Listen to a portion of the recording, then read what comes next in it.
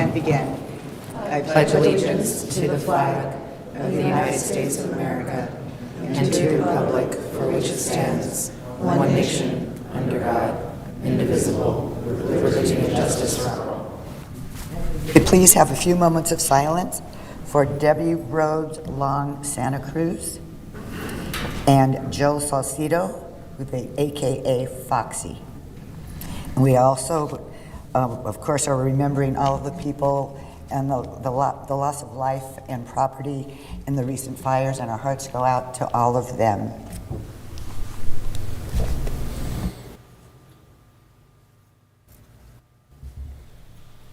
Please be seated.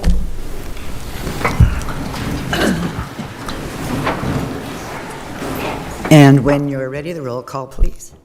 Councilmember De La Rosa? Here. Councilmember Ponce? Here. Councilmember Schickling? I'm back. Mayor Pro Tem Lavelle? Here.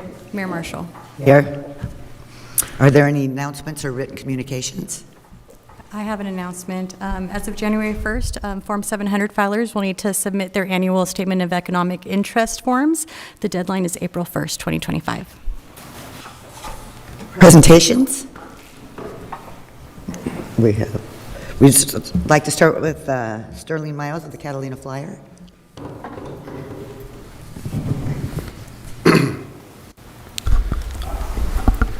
Good evening, Council. My name is Sterling Miles, General Manager of Catalina Passenger Service, also known as the Catalina Flyer out of Newport Beach. Here with me tonight is Captain and Assistant Manager Alex Shaw. Side note to why we're here tonight, one of our New Year's resolution of sorts is to be more involved with the city here in Avalon and have more of a presence. So, in the coming months, if you see Alex or I at the council meetings, feel free to say hi, ask any questions, or if there's any members of the public that have questions about our service, we'd be happy to answer at any time. Let's see, is that working? Oh, all right. So a little bit about Catalina Passenger Service. We were formed in 1965, originally just one boat, and now as of last year, we have two boats, allowing us to expand our schedule and our trip times available. We operate out of the historic Balboa Pavilions, the oldest commercial building in Newport Beach, built in 1906. And our current vessel, the Catalina Flyer, began operation in 1988, recently refurbished in 2022, 2023. So we also have added the formerly known as the Melissa Ann, now called the Newport Flyer, to our fleet, and that's what allows us to expand to multiple trips and year-round service as well. So while we're here tonight, we have just received final approval from the California Public Utilities Commission for our new pricing structure. And within this structure, first of all, there's an increase for tourist pricing, but also within the structure, we've greatly reduced our commuter and regular passenger pricing. You can see that on our pricing schedule here, where we've now reduced our commuter rate to $59 round trip, or $29.50 one way. Nice. A little bit about this rate as well. Basically, we don't do a commuter book of sorts. We do just pay for your ticket one at a time. So families looking to travel on a commuter basis, you can buy one-way tickets. You can buy round-trip tickets, but you basically pay for it at the time of travel. And then also about our commuter rate, one or more of the travelers that are taking our trips must have a valid ID showing an Avalon address, and it can be for up to 5 tickets at a time per Avalon ID. Also, we've extended this rate to Catalina Island Conservancy members. Our thought with this is people who frequent the island but maybe don't live here, such as employees, the many people who commute daily to work over here. This rate can be used with a Catalina Island Conservancy membership. And also about this rate, we are doing this completely on our own no government subsidy or assistance of any kind. We've been a family-owned business.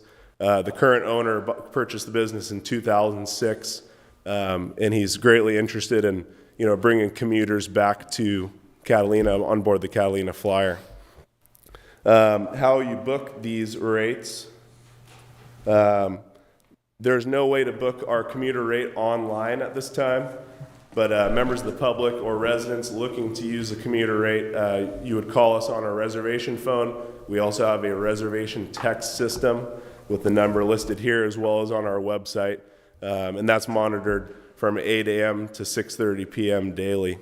And basically, commuters that haven't booked with us before, they'll have to send a copy of their ID showing an Avalon address, and then we'd keep that in our system for future ticket purchases.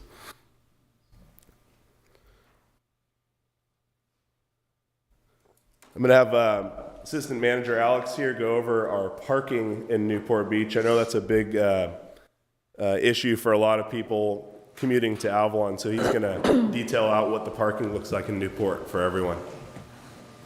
Excuse me, there's plenty of seats if you would like to come in and sit down. Hi guys, good evening. Yeah, just real quick, just to clarify on our parking, all Catalina Flyer passengers are normal tourist passengers or commuters. Our parking here in this area, this is a municipal lot. It's owned by the city of Newport Beach. All of our passengers are required to park there per Catalina Flyer. It's about a 200-yard walk to our dock.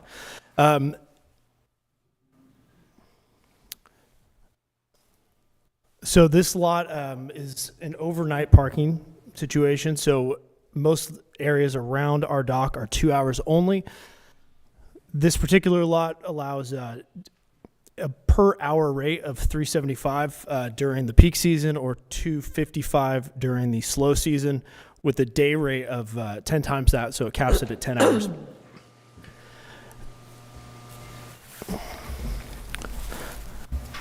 And then real quick, real cool thing that the city of Newport Beach offers, so they do have a parking permit that is available for that lot only, which is what they refer to as the Balboa parking lot. It's adjacent to the Balboa Pier. That parking pass is $300 for the year and allows overnight parking.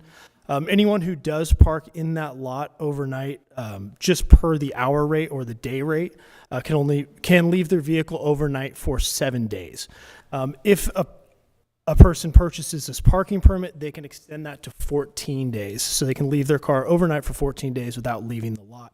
And that is available not just to Newport Beach residents, but all persons interested. So visitors to our area can purchase that parking pass. It's purchased through the city on their website and is picked up at City Hall.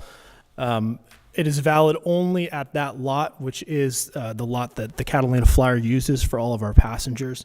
And that is the lowest rate that the city offers citywide for parking, and it is the longest amount of time they allow any vehicle to park citywide.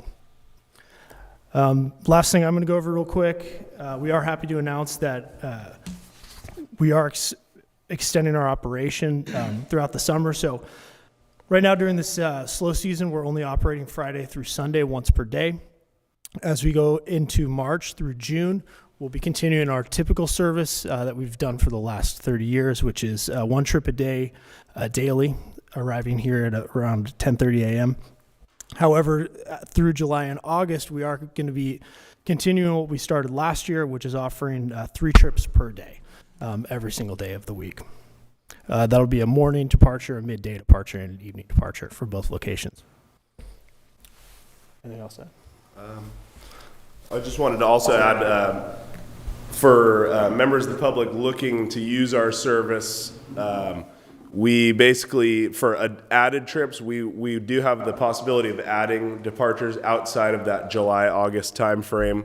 That will be done 2 weeks or more in advance. So if there's another boat that's sold out, it's always also worth it to call our office. Our booking max is never our legal Coast Guard maximum. So if any resident has an emergency, has to get across for any reason, we usually accommodate last minute requests like that.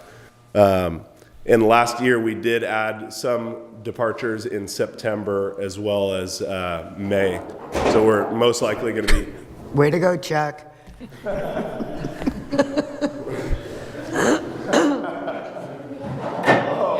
it's okay. Just leave it down.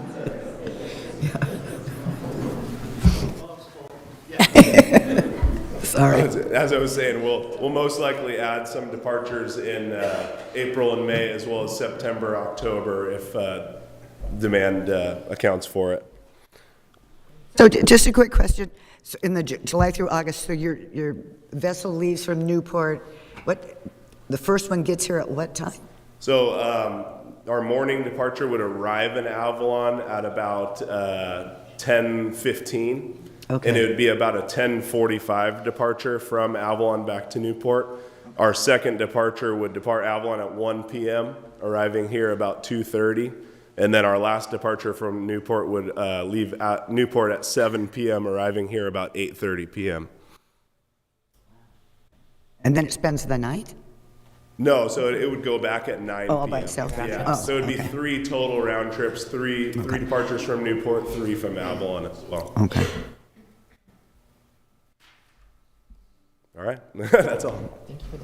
This is great. Thank you very much.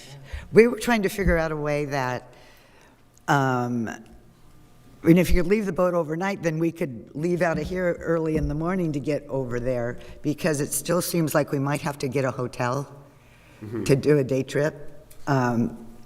So our 1 p.m. departure from Newport, the day trip returns at 8:30 or 9 p.m. depending on the day. Oh, so there's actually 2 day trip slots out of Newport, one leaving at 8:45 in the morning, one leaving at 1 in the afternoon. Oh, so that would work, so it would avoid having to get a hotel. Exactly, yeah. Excellent, great, good to know.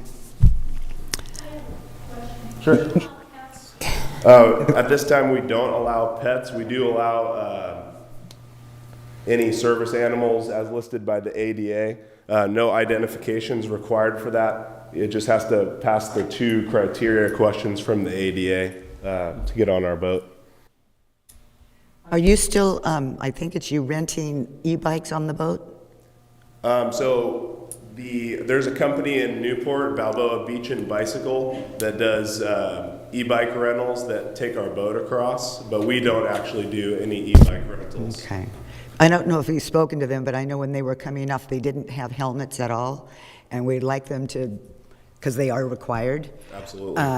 And so I don't know if you speak with them, if you can find out if they are. Absolutely, yeah. No, Yeah. we can definitely look into that. Because we definitely have an issue with e-bikes, and the Sheriff's Department is being much more diligent on checking for those kinds of things like helmets or unstrapped helmets and that kind of thing. Understood. Yeah, thank you. Thank you. Questions or comments? This is good. Thank you. Thank you. Appreciate it. Thank you so much. That was awesome.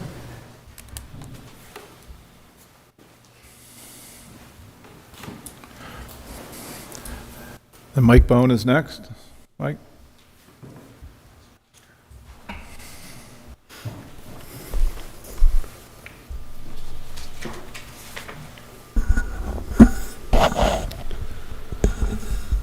Hello, council members, mayor. I am not Mike Bone, but I am David Hart. I am somebody who's been working alongside the event working group. The idea is connecting event organizers to the greater island community.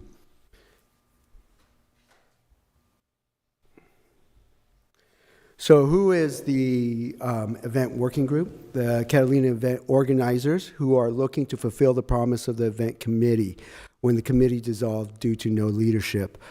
About 2 years ago, Ray McEwen stepped down from the event committee, and nobody really stepped into that leadership role. One of the things I took from that as somebody who was a participant in this and as the city was, there's things that maybe the city itself can do to make it better and to help make the events more friendlier, to be more friendly to events. And so I surveyed all the people who are off island, who do the events here on the island, plus reached out to a few others who have done events on the island.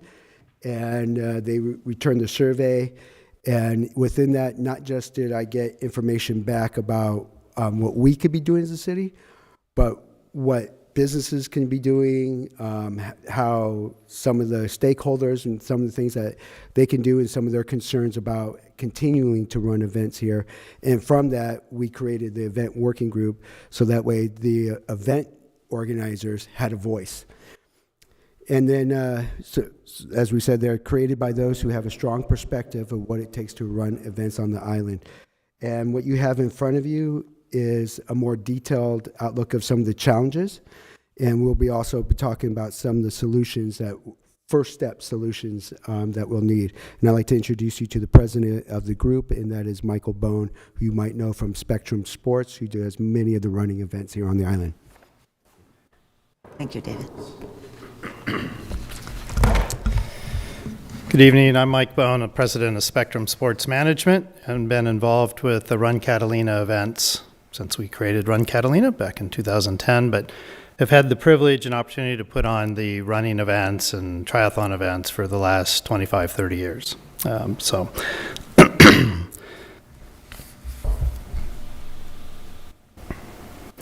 So when Dave, or originally Ray, had called me about this opportunity, I think, as you can imagine, I've been doing this for a long time, so passionate about events on the island. It's such a unique place to have the opportunity to put on an event, and simultaneously probably the most difficult place to put on events, just by the nature of the island. A lot of it getting over here and supplies, and we're fortunate to have a lot of infrastructure built out for our runs. But new people that contact me that say, well, how do you get started over there? I think that's what we think is a missed opportunity at the city and the business. The mission statement of this organization is, appears our mission is to facilitate the emergence of new while preserving and celebrating the legacy of events, be served as an integral local intermediaries. We aim to streamline the logistical process through expert permitting and strategic networking. Additionally, we endeavor to enlighten business owners about the substantial benefits of the event and foster meaningful collaboration between the local business and the event organizers. And I promise not to read everything to you. We've listed out a handful of challenges that come to mind immediately. And I think from my perspective, having done events on the island for many years, there's always an evolution of people and leaderships at organizations, so these challenges are not static. They change at different times, but simple ones that I think we all know but maybe take for granted: the higher cost to do business here, the logistics of supplies. If you're going to ship supplies to the island, you don't have somewhere on the island, where do you ship those to? The transportation, getting staffing over here, the communication and connectivity to the island, and knowing the right people and where to go to, and that just takes time. But when you're starting a new business and laying your money out to start that event, you don't always have that time, and we'd like to work past that. The ideas that we've been discussing are to have an intermediary with the city, the business community, and the event organizer. And I could tell you, having put events on throughout Southern California, starting at the very basic beginning is difficult without knowing where to go. You're not always sure who owns what land and where the permit for the city stops and the island company begins. And it's a bit of a challenge. So we think that this intermediary and the liaison could help facilitate that. And I know it could, because I'm not on the island. I'm more than willing to lead the group, lead the committee to help on this. But we're missing a big opportunity in finding events and going out and targeting events. And we're talking events general. My passion with our company is the endurance events and the runs. And so that I could speak well to that. But I know, long time, having worked here a long time, I know of the jazz tracks and the rugby events and everything involved. Through this liaison also, I think another further opportunity for the business community is to be educated, if you will, on the events, right? We have the hotel industry, we have the restaurateurs, we have the tours. We have an event industry on the island. It's just not treated as such. Per se, it's treated as one-off events. Maybe with the exception of our events, which we're very fortunate because we come over pretty consistently, very consistently, 3 times a year for our runs currently. We've looked at expanding. It's still something we would like to consider is adding more events here on the island in that athletic world, because I think those are good demographics, good disposable income for the people that come over, and they're very passionate about these events. So how do we make that happen? How do we take the resources of the city, aggregate all of that, and come up with one economic model that for the benefit of the city and the businesses, that we could say, hey, this business is or the event industry is, for say, a $50 million a year business or a $100 million a year business driving this many room nights. All that information is attainable, and I think it would help the business community. I think it would also help the event organizers professionalize themselves a little bit too, because we're a notoriously unprofessional lot of people on the event side, and I'd like to see that changed. So in short, I think there's a big need for this, and I think that there's a big market and a big opportunity. Our world right now with events is about experiences. It's about going over the experience. Next weekend, we're directing the Disneyland Half Marathon with 15,000 people in it. It's about the experience of running through Disney and having the Disney characters. That's the same thing on Catalina Island. People come over here. It's challenging to run here. I mean, like, it's really challenging. And they just want the experience. They don't care. They train. They want to come over. So Catalina Island presents a unique experience in any event we're doing. How do we do that and take it out and attract more events? So I think David.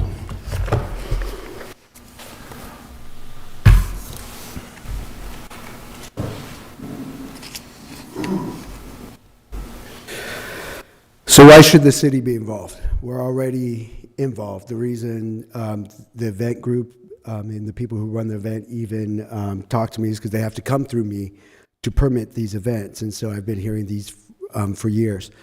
And so it's truly in the best interest for all stakeholders. These drive revenue and TOTs in the off season. That's when they're looking to do these events, is in the off season. As you know, Jazz Tracks does that, as well as Mike Bone and Spectrum Sports, the film festival. And we're not talking about just those big major events, but just this weekend we have a lacrosse event that's coming over, and I've been helping that group to try to connect with people, because that's one of the big things, is getting people to get connected. And they're going to be bringing 800 people. We have the Outrigger event. 1,600 people come and stay on the island for that event, and people don't see that as a major event. 1,600 people in late September is a major event. Exposes the island and community to culture and healthy events that are not easily accessible to the island. You know, just like we said, you know, the film festival, the running, the endurance events that are going on. Those are things that we don't see or get an opportunity to kind of enjoy the culture, as well as with the Outrigger event. Now I'm working with the Outrigger event about doing a kind of like a luau during their events and stuff, to kind of bring the Hawaiian culture along as well. Direct exposure to visitors to the island. What we mean by that is the fact that these events directly bring people here. We know exactly the impact these events have to the island. So the more events we can bring, the more we can actually predict what those financial outcomes will be for the community and the impact it will make in the community. Exposure and free marketing for the island. The fact that when these events go on, people are constantly Instagramming, constantly TikToking, or they may not be able to TikTok anymore, but it's this cross marketing that happens with the group, and for us, the grassroots marketing that goes with it. I believe, like Mike Bone was talking about, was when he says people are coming for the experience. I think sometimes we forget Catalina Island is a brand. And it's a big brand, and it's one that we believe that events would love to partner with. They just don't know how to partner with them. And so we want to be able to have somebody who can do that for them. And if some of the businesses, and I'm trying to put this as carefully as I can, some of the businesses, I think, sometimes don't see this, some of these off-season events as they see an opportunity to make more money off the event instead of realizing they need to bring the events here and make people feel welcomed to bring the event here. And so I think if that doesn't happen, we could, from talking with some of our legacy event people, lose these events that are coming, and they're going. Sometimes it might take that before we realize the impact. And all these people who do run the events here love this island. They love coming here. They love coming here as visitors, as well as running the events. The reason they thought of doing events, I think of Ron Trupa, who first came here with his family and thought, what a great place to do a film festival with the history and the legacy of film. And so, he continues to do it because of because of their love for the island. So this is just something for the city to think about and how they can help. Like you saw in the last slide, we believe the first thing, the most important thing, is to have an event liaison through the island. And this is somebody that we believe needs to be a full-time position. Somebody who's constantly on the phone, reaching out, selling the island, helping people get to the island, logistically have everything in place for them, marketing, packaging with the businesses here. It's full-time, and I think they would end up paying for themselves. So that position could be either internally with the city, outside agency, it could be a new position with a new organization. This right here is just the findings that we have as the event group presenting to the city to figure out if this is something the city wants to pursue or not pursue at all. And if it is, how can we put a group together to pursue somebody to fulfill a position like that? Thank you. Thank you. Yeah. So this would be a paid position? That's what you're saying? If it comes to fruition, it would be a whole new thing, and it could either be a city position or an outside agency or a whole different company? Yes. You're just Yes. throwing that out. I think it would be a full-time position. It's a lot of work. Like for me, like just the permitting aspect of it, and takes a lot of time. And so if this person is going to go out there, collect the permitting, help to create packages, get on the phone, get people here, bring them here so they can show them, you should bring your conference here. You should, and it's a full-time position if we're serious about bringing events here. If we're not serious about bringing events here, none of this matters, right? But we believe that person could really drive revenue in the off season and be able to market this island and introduce them to multiple people. I just think about, I run a small basketball tournament, high school basketball tournament here. I get 6 to 8 teams who come every year. During that time, you're looking at maybe 70 people with families, 70, 80, 100 people here, depending how many family members come. They're here in the off season, in the dead of winter, and they're serving, they're getting served at our restaurants here, right? They're buying hotel rooms, and thank God for like the Canyon, who works with their high school to get them good rates. But the one thing I always have happen is in the summertime, I always run into a few of the players or the coaches who are here, who were introduced to the island because of the small little tournament I ran. And every summer I run into families all the time. And so that's why we talk about not just these major events, which we all know that, if you see, where Mike has an event where he's got 800 people who come here, you also see those people back in the summer, and having that event, it doesn't just feed us during that event time, it feeds us year round. So, thank you. I have a question. Yes, sir. When was the last time that the event working group met? Me and Mike have been meeting quite often, as well as with the group. When was the last time the event committee Before it met dissolved. was 2 years ago. Yeah. And so since then, Mike and I, Mike has been the president. So Mike, I, as well as Ron Trupa, as well as Art Good, have been in constant contact over this and working on this project. But that's not the working group. That's you guys putting this together. It's a working It's group. not the working group. It's you guys putting this together. It's a Other if you people go that are back on that if you go group back to the should've- if you go back to the original slide. Didn't know this was coming until they saw it on the agenda. If you no, the difference is this is not the event committee. This is not the event committee. This is a group that came together to get the perspective But of this is the a event working group. presentation from that committee. The event working group. No, this is from presentation from this. This is an outside agency outside of the event Then committee. that's the way it should have been presented to us. I did. I presented as the event That's- working it group. The says other one's the event Catalina committee. Island Event Working Group. Yes. Mike Bone will provide a presentation from the Catalina Island Event Working Group. Yes. The other one's the event working committee. Dave, The is there event- still an event event committee. working group as it used to exist? Does that still Not exist? that I'm aware. They don't meet. It's been 2 years since the last You time. may want to talk to the people that are on that committee because We- they're in the room. We did. And they didn't know anything about this. No, they. I don't think they this is a bad declined- thing, but the person other group was never reconvened, is if that's what you're asking. Waited for Mike Bone to get us together because he was taking over after, sorry, I just made a blank. The event. Ray stepped down, Mike was gonna take over, and we've been waiting to meet. We all waited for the last race to finish, hoping that we would all get together. This is an outside agency outside of Yeah, the event it's a working separate- group. event So who working paid the committee. old group? So if the event Wasn't- committee Hold on. would like to come back to this is just the findings that we have from the people who actually do the events on the island. So this is just a presentation from what they believe are some of the challenges and the solutions that they would need to continue to do events and to bring events here. It's not in challenge of the event committee. It's to give a finding of what they believe, the people who do the events here, they believe would make events better here, more welcoming, Easier to put and more together. profitable for everybody. Right.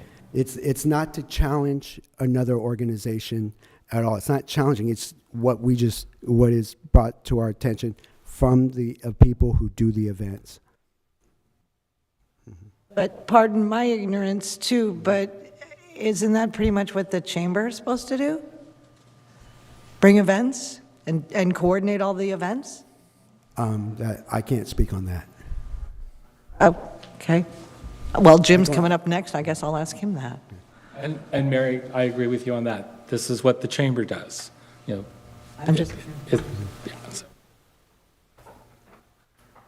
okay, okay.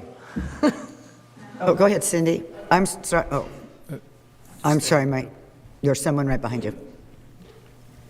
Cindy Cassidy, member of the Events Working Group Committee, whatever you want to call it right now.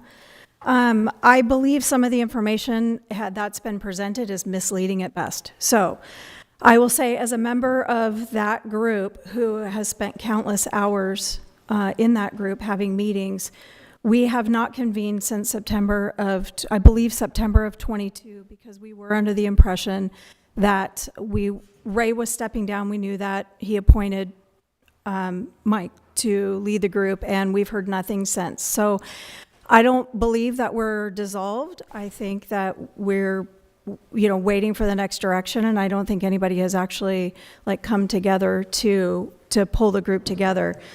But in 2022, the Events Working Group was established, dedicating dozens and dozens of hours of brainstorming, strategizing solutions for challenges we face when hosting events on Catalina Island. The group included key stakeholders such as Mike Bone, Art Good, Ben Villalobos, along with major players in the community who hold vital roles in event coordination. These participants include representatives from LA County Sheriff's Department in the room, city staff in the room, leadership from Love Catalina in the room, the Conservancy, at the time, leadership from there, leadership from the Island Company, leadership from Catalina Express, leadership from Catalina Island Health, and over 40 other community members, some of which are in this room tonight. If the city is considering the creation of a dedicated position to serve as a central point of contact for all events on the island, I personally would fully support such an initiative. However, I'm not really sure it would be a full-time job today. In the past years, the city itself has often scheduled events that overlap or conflict with existing long-standing events without sufficient consideration of those already in place. A centralized position could help unify the various organizations on the island, facilitate better coordination, and prevent conflicts and scheduling challenges. However, if the city is looking to reinvent a working group for events, I respectfully request that the conversation first return to the original group. It's important to acknowledge the time and effort that over 50 individuals have already invested in this endeavor and to ensure that their contributions are respected moving forward. Some of the last work that we did as a group was brainstorm 3 pages worth of events that we want to either maintain, develop, bring to, offer to come to here. So I think this document alone clearly indicates that we do want to be an event-centric environment. And that's what we as a group are working towards doing. All of the major players are part of that working group. Everyone that I've mentioned is a key person or organization that needs to be part of all these conversations, depending on if it's a Groove Island, for example, or if it's a run. You need all the organizations to work together to make an event happen. I do not believe that it is Love Catalina's responsibility to make all the things happen for an event. I believe Love Catalina has a major role, as do all other organizations, but it is not solely Love Catalina's responsibility to make those events happen and to run those events. They provide key support for every single event that happens on the island. So thank you. I just wanted that clarified on the record. Okay, so just curious again, when the group was spearheaded by Ray, it was just individuals in town with a common thought that we need help with events and can we brainstorm events. It was not an incorporated thing. Nobody got paid. Were there officers involved or anything like that? It was just a group of concerned people. It was a group of every major stakeholder, management, personnel from every organization that was willing to volunteer their time to work in this group and spent dozens and dozens of hours trying to strategize all these issues that we do face doing events, as well as what do we as a community want to see? What are the events we can do? Right. And what so more can we do? It doesn't need to be a situation where, you've got a president and a vice president of the group. It's a situation where 50 different people from our community and in high-level positions and organizations and then individuals in the community who wanted to participate in bringing events got together and were willing to make something great. And I will tell you that it's one of the most amazing groups that I have ever been involved in because of the participants listed in here. And just the idea of what we wanted to do and the idea of what Dave is presenting is wonderful, but hearing about it the way that I heard about it, which was reading the agenda, I felt a little bit disrespected that all of a sudden there's a new events group with only 3 or 4 people in it, and all of this work that we have done in the past is just sort of kicked to the curb. So I would have liked to have been asked for a conversation as part of that group before that ever came to council. I also think that as the chair-elect for Love Catalina, I would have loved an opportunity to have a conversation before coming to council about whether or not there could be an outside agency that did a position or whether it should be a city-paid position. So I feel like this was a little premature, and I just, again, wanted to set the record straight. Okay. I gotcha, and I don't know why I'm feeling animosity and anger. It's like, it's kind of interesting. But, this is the first I heard of it, and the only thing I see is on the agenda. There was nothing else explained. So, and I'm actually now I'm really confused as to what you guys are asking. I don't know. So you guys were just presenting the idea and say, okay, think about it. Yeah, this time it's just a presentation, it's not an agenda item. They're not Okay. asking for direction. It's just, Okay, and so then you guys can now, since you know that there's something happening, so then you guys, the former and the new, you guys can get together and hammer this out, I guess? Okay, thanks. Sorry if I... No, you're good. Okay. You're right. Well, go ahead, Jim. No, it's Jim's next. For my presentation. Oh, well, are we done then with that first and second presentation?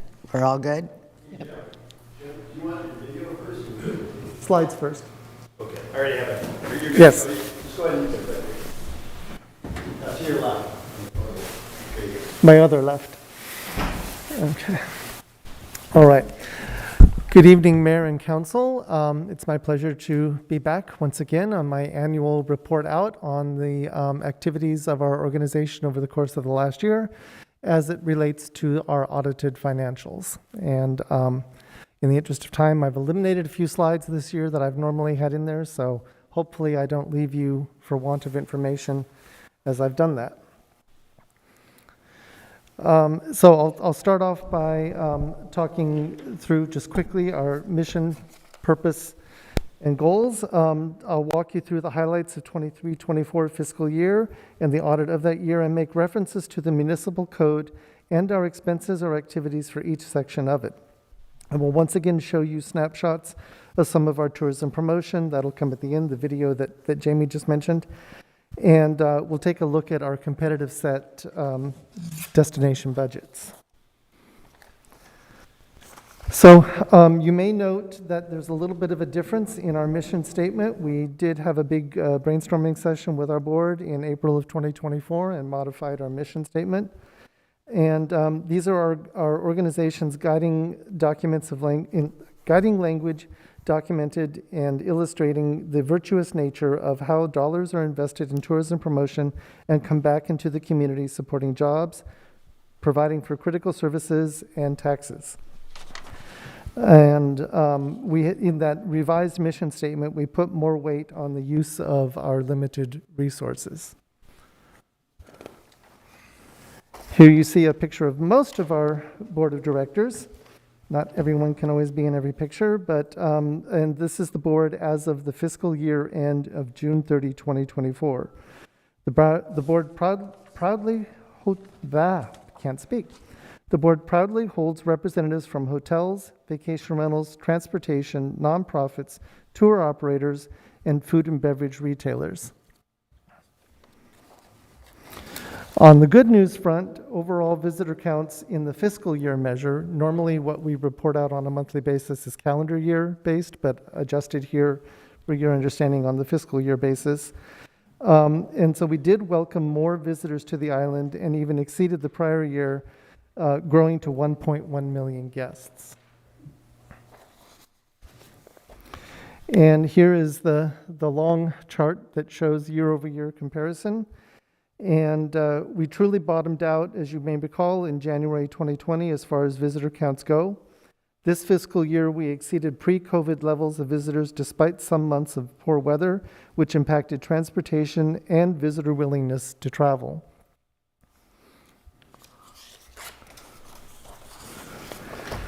TOT declined year over year with two main reasons being cited. One, hotel average daily rate declined from $214.13 to $211.09, and that's annualized, because I know right away our brains all go to where do you get a room for $200, and much of the year you can't. And two, occupancy declined as the post-COVID-19, a phrase that was called revenge travel, as that revenge travel surge further subsided. A third impact, as I just mentioned, was of course weather. Here you see hotel occupancy rates provided by the City of Avalon. For comparison, if you look at the first column that shows 2018 and the second column through 2020 monthly totals, you will see an example of pre-COVID-19 levels. For those of you who attended our annual marketing conference this year, What we have faced in that fiscal year was likewise felt by the region and even at the state level. And here you see our short-term rental occupancy chart that graphs similarly.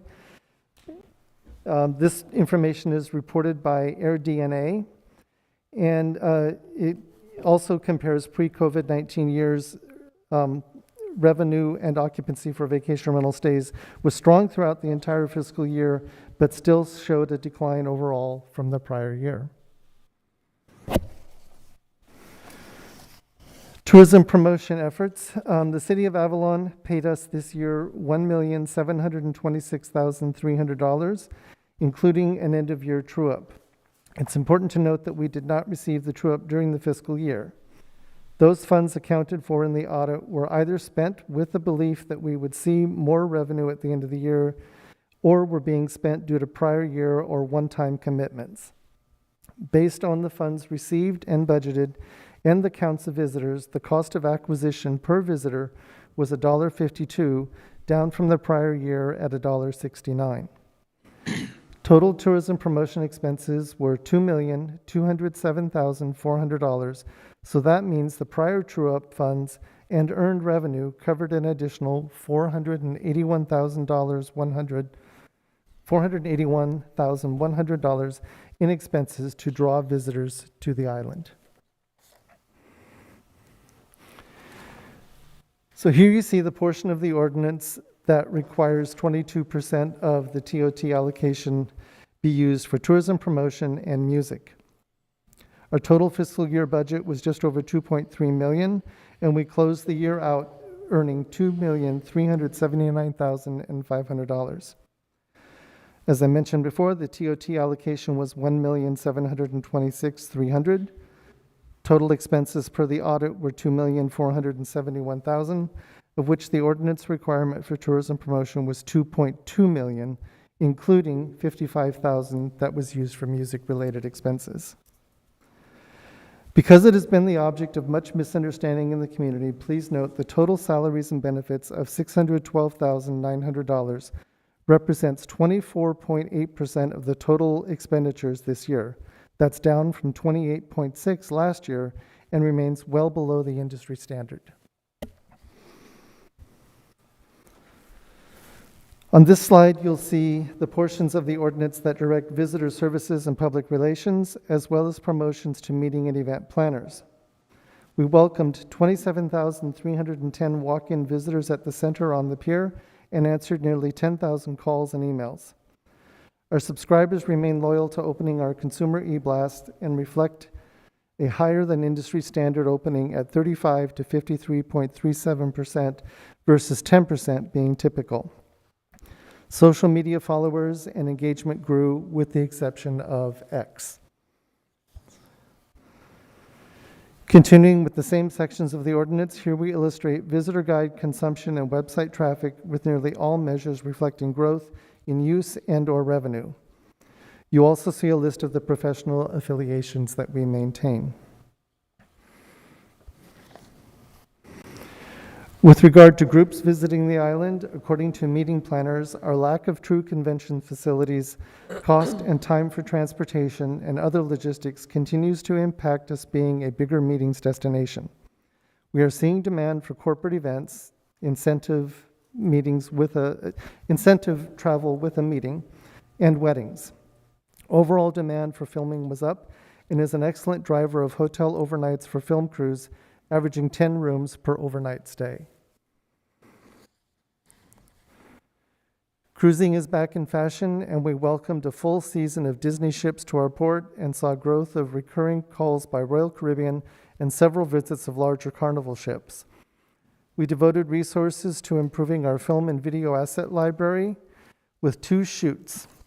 We enhanced collection of data and visitor spending, and for those of you who attend the annual marketing conference, you saw much more detail on these additional efforts and our ad and video programs. We continue to use no TOT or tourism promotion funds for any political action, and we take pride in our transparency with all of our finances being posted online. We would welcome a city audit or inspection of our books at any time. With the audit completed and tax forms filed, we will again pursue the Guide Star or Candid rating for 2025 at Gold or better. We've held that every year since 2020. So here you see the slide that looks at our competition with notes on TOT rates. We identified this list of competing destinations several years ago when we did visitor intercept surveys, where people told us the other destinations they were considering traveling to before choosing Catalina. TBID rates and total tourism promotion budgets are depicted in the right-hand column. We are well behind the competition when it comes to money for marketing, yet we buy media in the very same, very expensive markets that they do. And add to that the impacts of inflation, and our dollars don't go as far as they need to. And as an example, paid search costs were up 10% year over year and grew by 14% the prior year, while our budget has not mirrored that growth. Obviously, wages and overall cost of business are on the rise, putting our limited funds under strain. Here you see the seasonality of our advertising campaigns and the names of the campaigns that we use during the fiscal year. We always put our strongest efforts into the period from September through May, when there's the most need to fill rooms. Here's a look at a more detailed media plan for the fiscal year that began July 1st of 2023. Sorry, page is stuck. And it continues here. The totals you see represent only the paid portions of our media buys and not other efforts like photo shoots, social media, visitor guide production, and so on. Some of the other important things we do include providing destination analysis, data and passion profiles, capacity lists, monthly visitor stats and PR clip reports, annual calendar of events, annual cruise ship schedule, and collect and circulate to the appropriate parties consumer comments and sentiments. We have enhanced the Book Direct features on our website, bringing more revenue to our lodging properties with 0 fees. We are engaged in internet and cellular connectivity issues with solutions as well as locally and with statewide stakeholders. We shared at our marketing conference how important it is to constantly update online resources for kids, for menus, vegetarian dining as an example, and lists of what's open and when. And this week being one of those real pain points in almost nothing being open. Our microsites are rich in information on specific subjects, and our professional affiliations keep us and all of you apprised of important trends and issues in tourism. We continue to enjoy and look forward to our role as event managers and makers, as well as event supporters. Thank you once again. I'd like to close with a bit of good news that after a few months of work, Care for Catalina now has its own nonprofit status as a 501c3 organization. And we look forward to making use of that to develop a sustainable tourism plan and programs in the next few months. Some of you, I think, were already on council when we had that joint session where we committed to trying to develop a sustainable tourism plan. Here it is coming to fruition. We have just embarked on doing so in partnership with Pepperdine University students and faculty. And with that, I'm happy to answer any questions, and then I'll share the video that covers the period July through September. Can you go back to that one slide where you had your campaigns and stuff? Oh. Right there, 18. Okay, yeah. Jamie's There you go. bringing it back up. So the month of June, you have Pride. And then you just have peak season, fall campaign, holiday campaign, winter campaign. Can we focus a little bit more on some other issues? You know, like October could be Women's Health Month, you know, bring people over. Right. We could do Spanish heritage stuff, bring people over, you know, make events. I know that the museum does a lot of events regarding that kind of stuff, but I mean, I feel that if we can, you know, take the whole month and make, and no, I'm not putting down Pride Month at all. I'm just saying, can we add to that calendar with other socially relevant So, things? Yes, and I'm happy to say Dave and I have had multiple brainstorming sessions along that, and this year we took some baby steps along those lines, specifically for Hispanic Heritage and Mexican Independence Day, and I'm the only male in the office, so believe me, you know, women's Okay, well, workforce just and looking at women's this, it issues just doesn't yeah. jump out. Like, And just to clarify, when we say Pride Month, obviously we have primarily a Pride Day. We're trying to expand it into multiple days, but it's a month of driving visitation to the island for those days. right. Okay, just throwing that out. Understood? Thanks. Very thorough, thank you once again. Questions, comments? I just wanted to say thank you with regard to that list of all the things that the Chamber does. You have been such an integral part of the Island Connectivity Group, especially in letter writing to companies, to legislators, and final pushes, especially with the CPUC over the last few weeks. So I really appreciate your time and effort.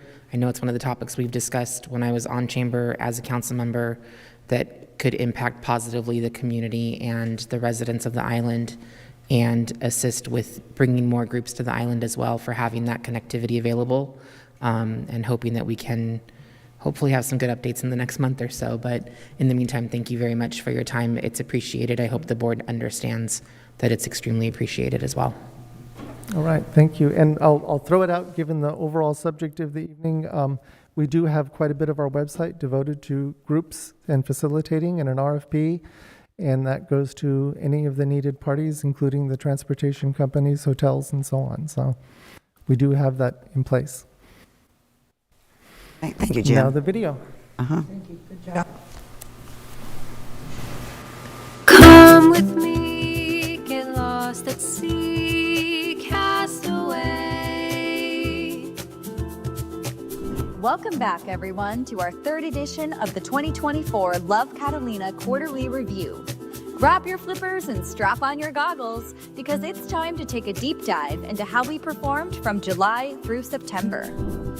In Q3, we had an outstanding 419,111 visitors cast away to Catalina Island, a 9.5% increase from Q3 of 2023, with a hotel occupancy of over 77%, a 1.86% increase from Q3 of 2023. Our hotel occupancy to visitation ratio this quarter outperformed Q2 by nearly 10%, with overall visitation showing an increase of 18%. Our PR efforts were outstanding this quarter, with 69 secured PR hits, consistent with the previous quarter, and reached a combined audience of over 10 million people. Our social media performance has seen another consistent increase this quarter too, with an influx of followers on all major social media platforms. Our newest edition, Threads, is still getting traction from its introduction in Q2. We also partnered with Visit California's Local Hood Stories program, a program built on the technology that powers Google's web stories, tailored for travel that helps travelers find more information. Love Catalina was featured as the top monthly theme for August and September amongst other California DMOs, boasting an impressive 72% and 74% interaction rate, respectively. In September, Love Catalina launched a refresh for their second summer promotion. This campaign has been doing wonders in increasing the awareness of our boat and hotel bundles to new and potential visitors, encouraging them to stay overnight on the island. That looks great, right? Our programmatic and social campaigns look great too, generating over 6 million impressions this quarter. That's roughly how many stars you can see from the island on a good night. Our combined click-through rate on social and programmatic exceeded industry benchmarks throughout every quarter this year, and Q3 is no different, reaching a combined click-through rate of 1.45%. We sent out a Visit California email to a primary California distribution list in August, which produced fantastic results, showing an open rate of nearly 46%. And in September, we launched a new brand awareness campaign through Meta, Facebook, and Instagram in emerging markets for the Catalina Island Co-op, consisting of Love Catalina, Catalina Island Company, and Catalina Express. The co-op targeted San Francisco, Dallas, and Phoenix to generate new awareness among potential visitors. The partnership boasted an impressive click-through rate, 106% above the travel industry benchmark. LoveCatalina.com site metrics are still holding strong. We've received nearly 300,000 total users and close to 400,000 site sessions in total, 0.78% higher than Q3 of 2023. Our team stayed busy this quarter attending 2 major industry events, including Cal Travel Summit in Oceanside and the LA Tourism's Outlook Forum. As always, this gave us access to valuable information regarding the current state of our industry. From the summer concert series at Wrigley Stage to our 4th of July celebration with donations totaling close to $28,000, Catalina Island brought in visitors from all over to participate and stay a while as they embraced the island vibes.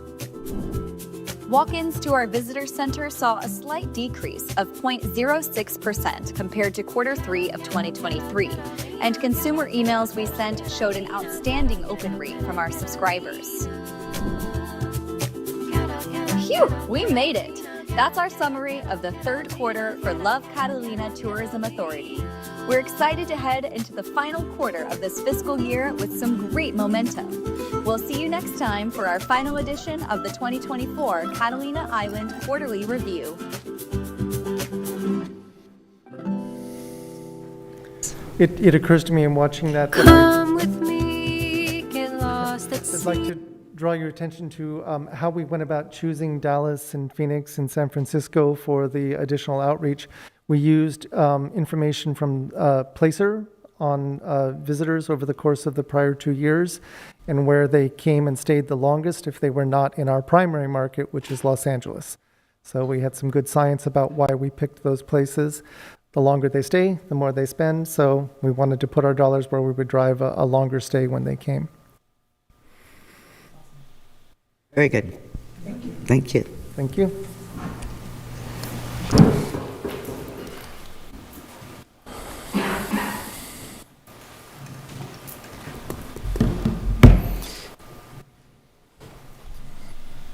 Good evening, Mayor, Council, City Staff. Michael Alegria, Fire Chief, City of Avalon. And I have Brian Stevens here, Captain Fry's relief. Captain Fry's on vacation, so Brian Stevens is here for the week with us.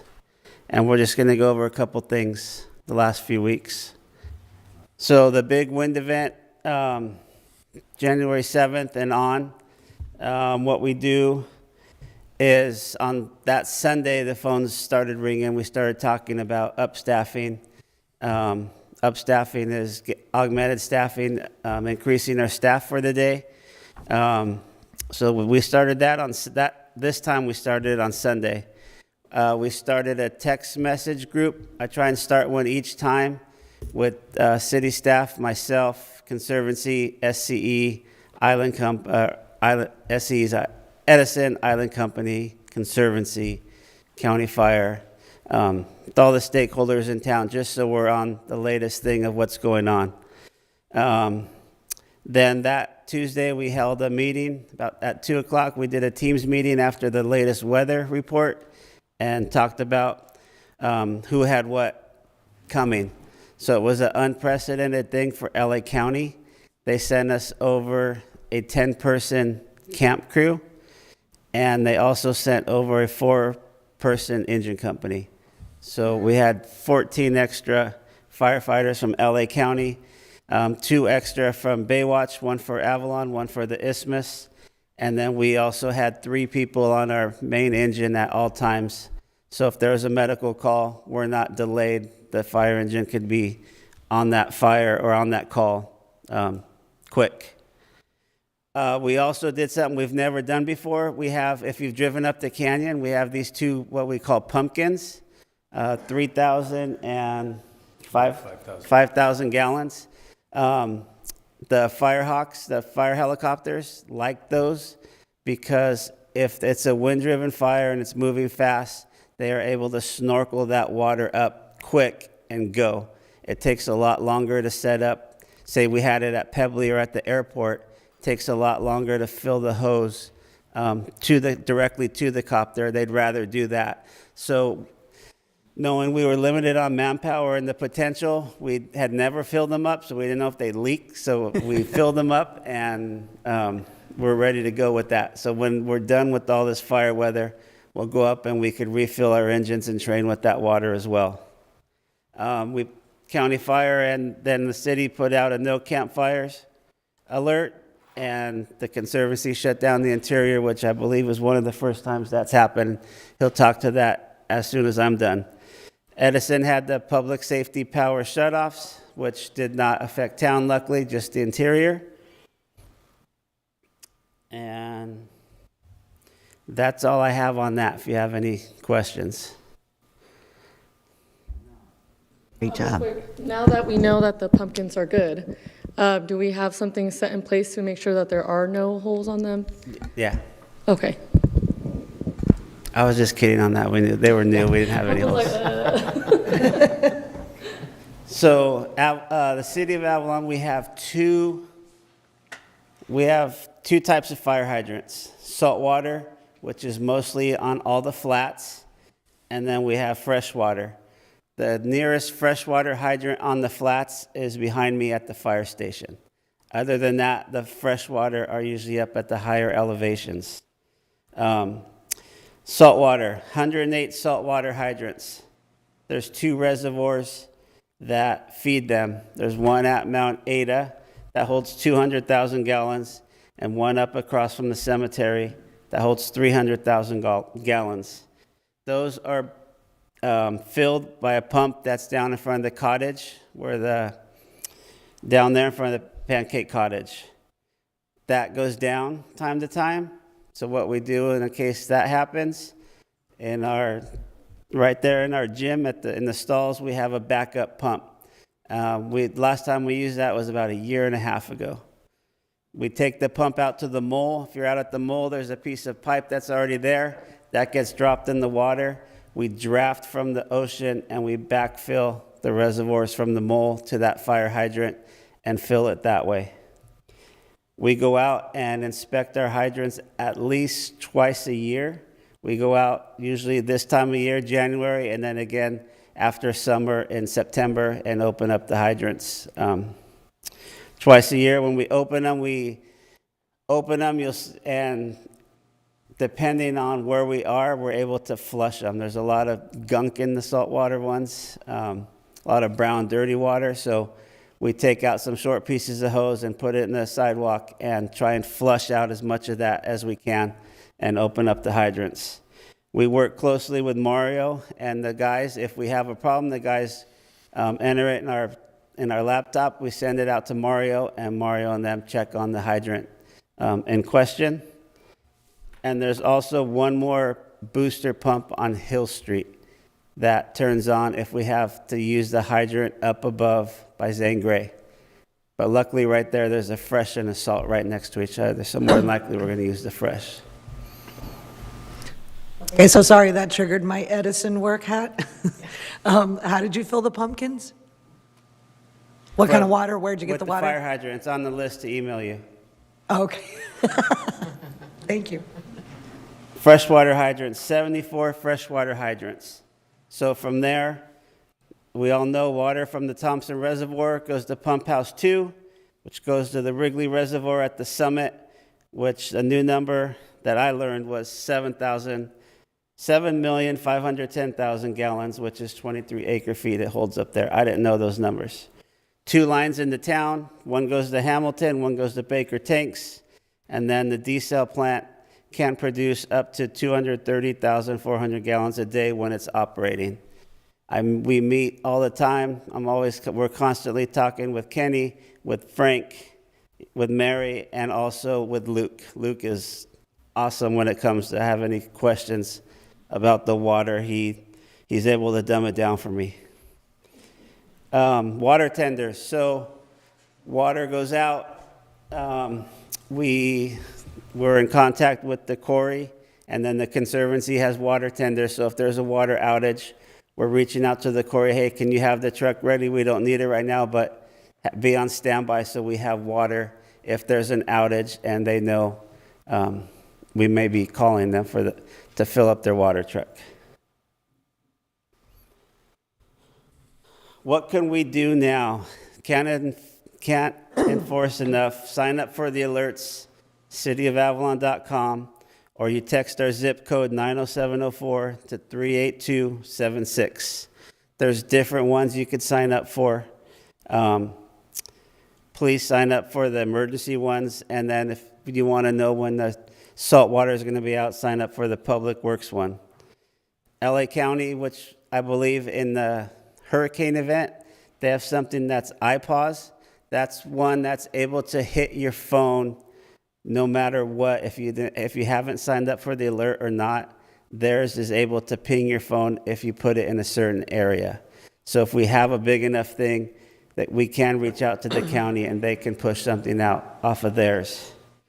Also sign up for, at Edison, public safety power shutoffs. You'll get emails and stuff when they're going to, up to about a week out, they start pushing that info out. Something that we're working on, and I know I've mentioned it before, and Firewise community. We need to make this community a Firewise to help with the insurance. So we are going to be working on that. Some other things, all the new building codes, everything, all new buildings must match Chapter 7A of the Fire Code. There's a lot of new restrictions on how to build your house nowadays in the area that we live. We'll also start putting this out on the city website, defensible space. So they say 90% of homes burned down due to embers and wildland fires. So there's some new rules that came out. Zone 0 to 5 feet around your house, you're supposed to have nothing that is combustible. That includes our neighbors? Go well going around town telling people they can't have combustibles around their house. Yeah. It's going to take a lot. So we'll start putting out information on all these new rules that came out about defensible space. Be prepared, talk as a family, have stuff to be on your own possibly for a day or two. Food, batteries, solar chargers, portable power stations. Be prepared to possibly be on your own for a few days, and water. Have a little stash, talk to your kids, talk as a family, and be prepared. No candles. There's a lot of cool solar lanterns out there and stuff like that. Just be prepared. And then brush clearance. We've already gone out and found a few places that need a lot more work, and we're working with people on those already. Very comprehensive.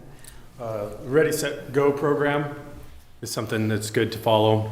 They've got a list of things to prepare yourself for, medicines, documents, all that. One of the best tips I saw on the Ready, Set, Go program was, even if some of the things are things you use every day, eyeglasses, medicine, whatever, create yourself a list of what is supposed to be in that go bag for you, so that when the time comes and you need to create a go bag, you're not running around like a chicken with your head cut off. You actually have an easy to see list of what you need to grab, and do the same with your kids, do the same with your parents, do the same with your neighbors if you need to.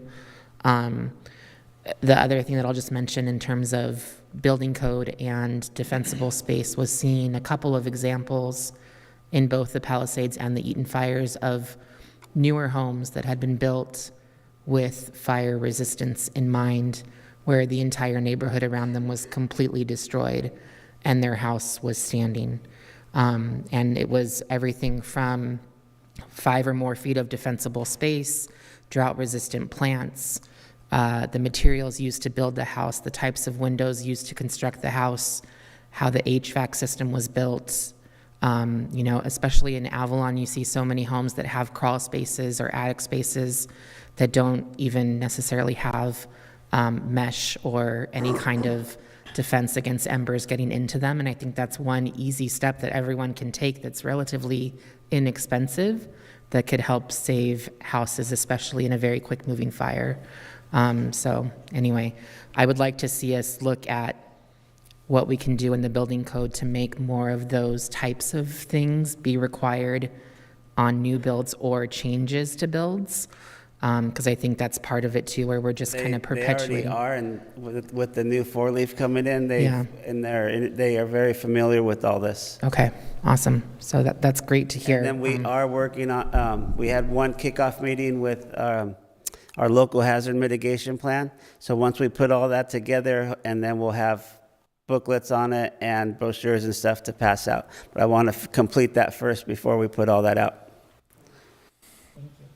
And thank you. Yes.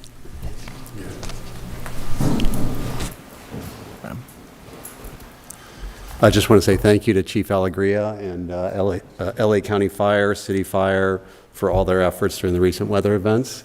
And good evening, Mayor Marshall, City Council members. I'm Rob Ledbeber. I'm Chief of Facilities and Capital Planning at the Conservancy. And at the Conservancy, wildfire prevention is top of mind year-round. So appreciate the opportunity to share some remarks regarding what the Conservancy does from a wildfire prevention standpoint, as well as some things we've done related to recent weather events. Conservancy staff, especially as our rangers, serve as eyes and ears on the interior, reporting any fires to LA County Fire and City Fire, and most importantly, providing early valuable intel to response efforts. In 2024, we enhanced our fire preparation by training 11 staff members across our facilities, airport, and rangers crew. They were trained as wildland firefighters and equipped with turnout gear. This puts us in a position to better support our fire department as well as provide comms and coordination out on the landscape. Each year, mentioning defensible space, we work diligently with LA County Fire to meet or exceed our defensible space requirements around our structures. In 2024, we cleared over 700 acres of brush that were wildfire fuel. We also work with our lease agreements and tenants for our campgrounds and coves across the island to ensure that our leases stipulate the requirement to meet those defensible space requirements, and then we work annually with LA County Fire to ensure that they meet or exceed those requirements. Our conservation team is also hard at work removing invasive plants across the landscape. In 2024, we removed over 150 acres of these flammable invasive plants. Our facilities and road crew play a key role as well. In 2024, we cleared and maintained 350 miles of roads in the interior. These not only serve as access for our fire crews, but also serve as additional fire breaks. The Conservancy has also partnered with Conservation Corps Long Beach over the past 10 years to do additional fire mitigation, erosion control, trail maintenance, and habitat restoration across the island. In the event of a fire, we do make sure our facilities and resources can serve a key role. Our airport serves as a key access point for emergency personnel, and we also can enable other staging areas across the island, be it at Middle Ranch, Laura Stein, Blackjack, or other locations. We maintain several water tanks across the island that are made available to city and county fire, and our heavy equipment stands at the ready. During the recent weather events, we let Captain Fry know where our dozer, backhoe were, as well as our 2,000-gallon and 4,000-gallon water tenders. Those are ready and available should they need to be deployed. As noted earlier, our rangers and other wildfire-trained personnel are at the ready to support the fire department's response, as well as to help clear non-emergency personnel from the interior. And then our comms team this year issued notifications and updates to staff, partners, guests across the island, including updates on our website and social media. And as Chief Alegria mentioned, we did take the measure to shut down the interior to ensure that folks weren't at risk during these red flag warnings and high fire risk. And while these efforts are really short-term tactics to reduce the threat of wildfires on Catalina Island, the Conservancy is currently working on our island restoration project because science tells us that the best way to mitigate these threats long-term is to restore the island's ecosystem to its naturally protective self. Thank you. Thank you very much. Yeah. Okay, we're going to move on to department head reports.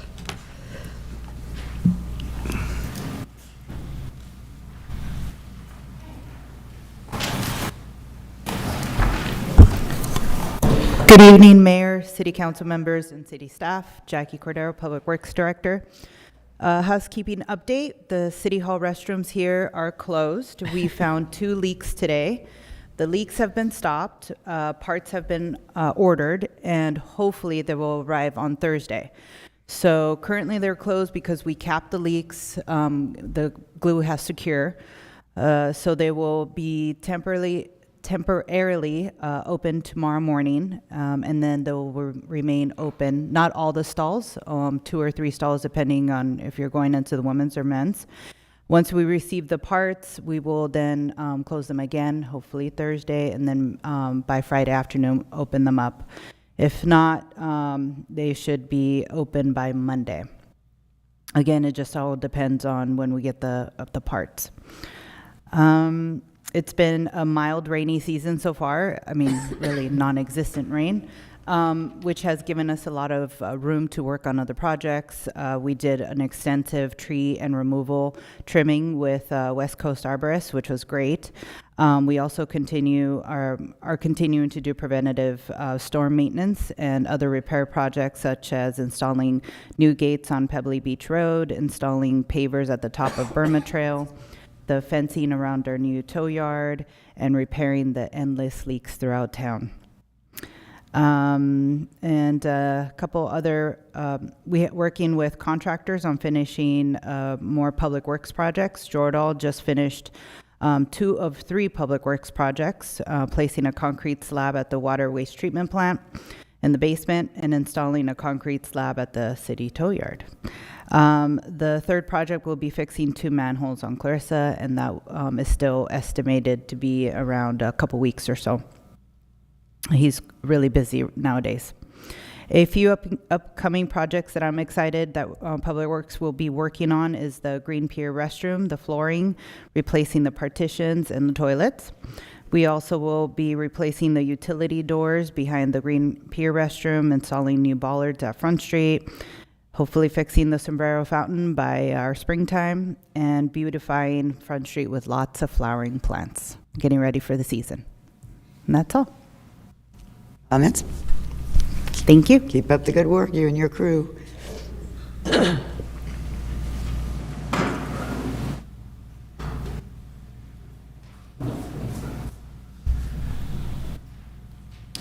Go a bit out of order. Good evening, Council. Matt Baker, Finance Director. Just a couple of items. First off, I want to thank the Rec Department for putting on the Avalon photo shoot for the new residents that joined our community this year. It was a fun event to attend. Other than that, business licenses are due, or were due, January 15th. So if you haven't paid your business license, pay them now. Penalties and interest only continue to go up. So just keep that in mind. And then lastly, revenue update. November TOT was down around 7%. Cross-channel wharfage was also down around 8.5%. But if we're looking for something positive, December moorings were up 20%. So Kevin and Orrin in the harbor must have been pretty busy while I was away. Usually that's not a one-to-one with other visitor-driven revenues, but generally when those are up, the others follow, if not at a one-to-one basis. It's certainly positive news. So hopefully the nice weather is bringing more people here, and that continues in the spring. So unless there's any questions, that's all I have. Thank you.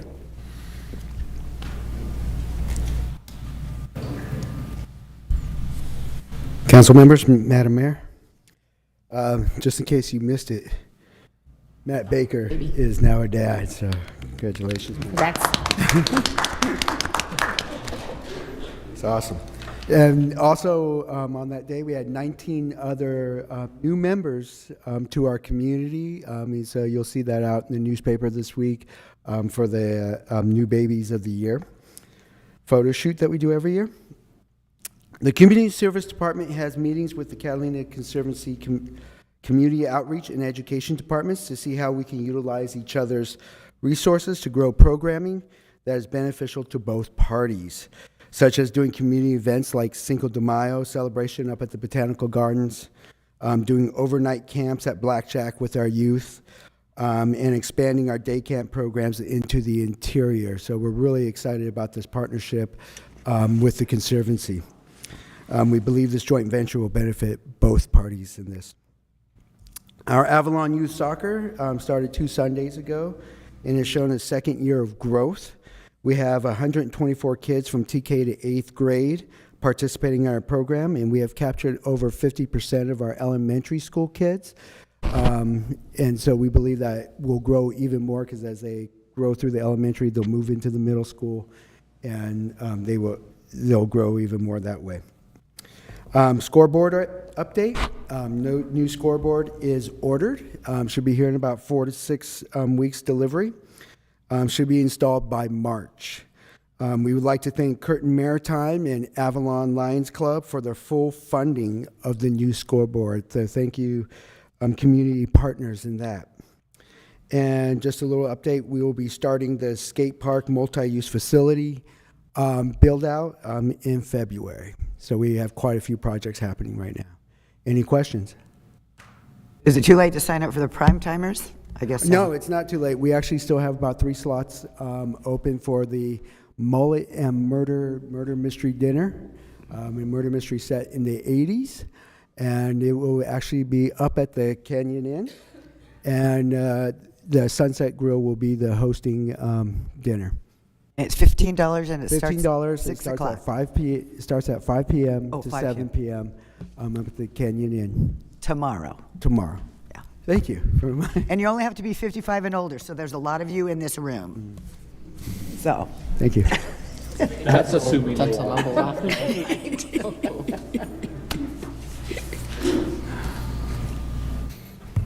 Part 2. Last year we ran 1,119 calls, and that's with a lot less fire alarms. We're starting to we're part of Area F with Long Beach for disaster relief. We had some grant money, so we were able to get 3 new Starlinks, computers, iPads for our emergency operations center. So if something happens and we do lose, we will still have connectivity with the Starlinks. And then I just want to give a huge shout out to Ben and Maverick Helicopters and Marty, our pilot today. At 2:15, Dave and they picked us up at Pebbly. We flew to downtown LA, picked up 2 other people, and we went out and flew the part of the fires to see what was affected and just to see it from the sky. We made it over the Rose Bowl, over Pasadena. We didn't get far enough. You could see it in the distance, but there was a flight restriction, so we couldn't get all the way over the Eaton fire. And then he made a really cool pass by the Hollywood sign. We were like me and you away from it. And we headed over to Malibu. And we went down and started at the pier in Santa Monica and went all the way up past Pepperdine. And we couldn't fly over it, but you could see it. And I'll tell you what you could see is the people that had brush clearance and the proper things around their house is still standing in a lot of the spots. There's nothing around them, but you could see it, and we took a bunch of photos that the brush clearance in some of those spots, how it really worked. But to fly over PCH and look down, and there was just nothing, but there wasn't even debris. So it was an incredibly great flight we had. Very thankful for them to allow us to do that. That's all I have. Okay. Thank you, Chief. Burmester.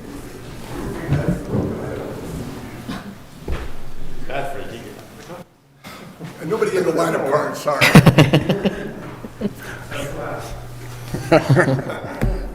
Well, there you go. Let's start off on a bright note. Good evening, Madam Mayor, members of the council. Thank you for having me. Yes, welcome. This is his first meeting as harbor master. Thank you for pointing that out. If that's not plainly obvious. So since the last time we met here, we've had a few significant events. Besides the holidays, we've had a few significant weather events. So I just kind of want to take this time to give some recognition to our guys that did a really outstanding job in some demanding conditions. So, the event of the 7th and the 8th started late on the night of the 7th, went pretty much most of the day on the 8th.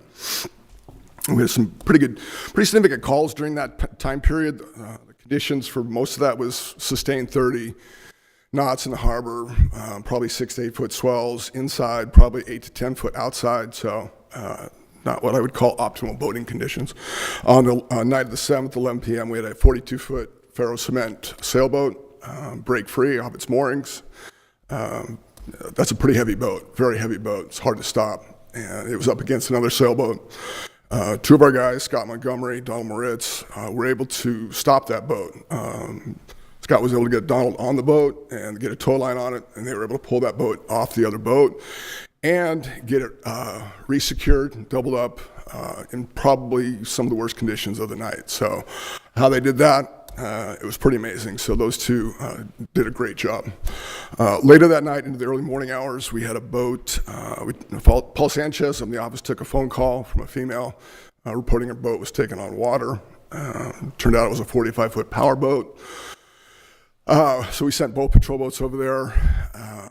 They were able to, they had to clear the starboard side of the boat. There was a skiff tied up there, so they couldn't access that side. They had to clear it. And they worked together, the two boats working together. I'll mention their names in just a second. They got the skiff cleared. I got a female, a child, 2 dogs off the boat. I got them back to float 5. And then literally minutes later, the boat went down. So the crews working that night were Mike Garcia, Jose Barragan, Rodrigo Alcala, Greg Warner, Angel Peguero. Hopefully I didn't forget anybody there. And Paul was up in the office. So they did a great job under really tough conditions. So I want to make sure they get credit for that.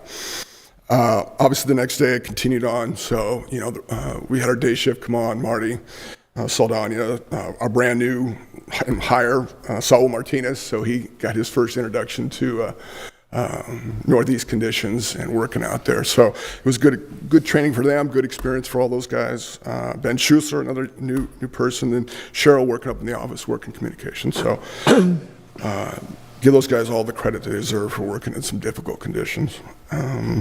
Also, we had our most recent one here, just yesterday, basically.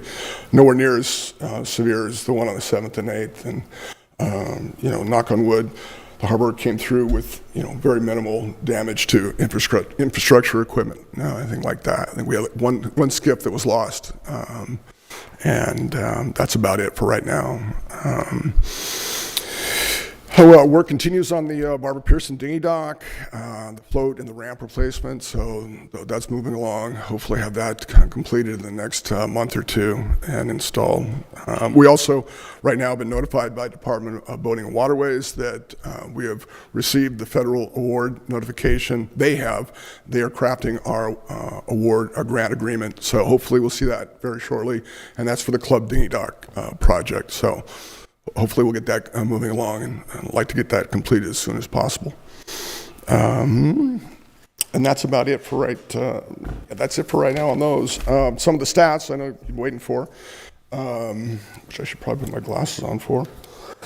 Since early December, we've had 6 Baywatch assists, 9 citations, 5 medical calls, 62 enforcement calls, 97 public assists, and a couple of two Coast Guard assists. So that's where we are. Excellent. Thank you. Any questions of our harbor master? Okay, thank you. Okay. We're good. Good job. Yeah.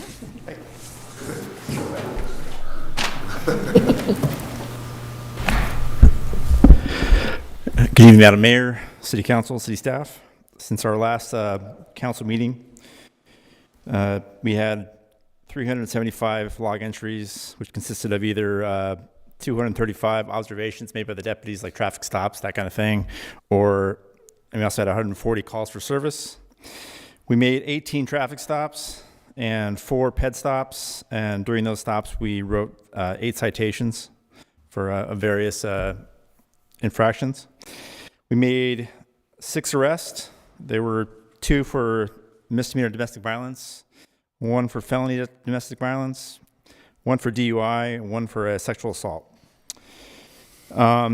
We had a meeting last Saturday regarding the various issues with e-bikes and e-motorcycles and motorcycles. It was a great meeting, in my opinion. It went well. It was a very long meeting. It was about an hour and 15 minutes, and threw my voice out yelling at everybody. But we do have a second meeting tomorrow night in this room at 6:30. It's a very informative meeting. I would appreciate as many people from the community to turn up if they can and ask as many questions as you'd like to ask. We'll have a Spanish speaker there with me, myself and Irma Montoya, and we're trying to now just get some examples of every type of bike as well, just to have a physical bike to show everybody.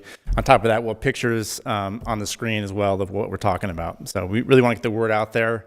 And another thing we were also looking at and we're trying to get together is enough kids in high school, basically 14, preferably to 18, for an Explorer program. We really want to get that going this year. We're hoping to get it like the week or two after the school year gets out. So if anyone listening to this or watching this has a kid that might be interested, let me know, please. And we want to get an interest list together and start talking to them, going to the school, and doing what we can to get that going. Hopefully, 20 years, 30 years from now, the captain will be, someone that grew up ideally. Yeah. So that's all I got. So when you talked about the program before, a couple of months back or whenever you talked about you weren't calling that an Explorer program. You were calling that something else. And you said it's not quite an Explorer program. So are you switching gears or?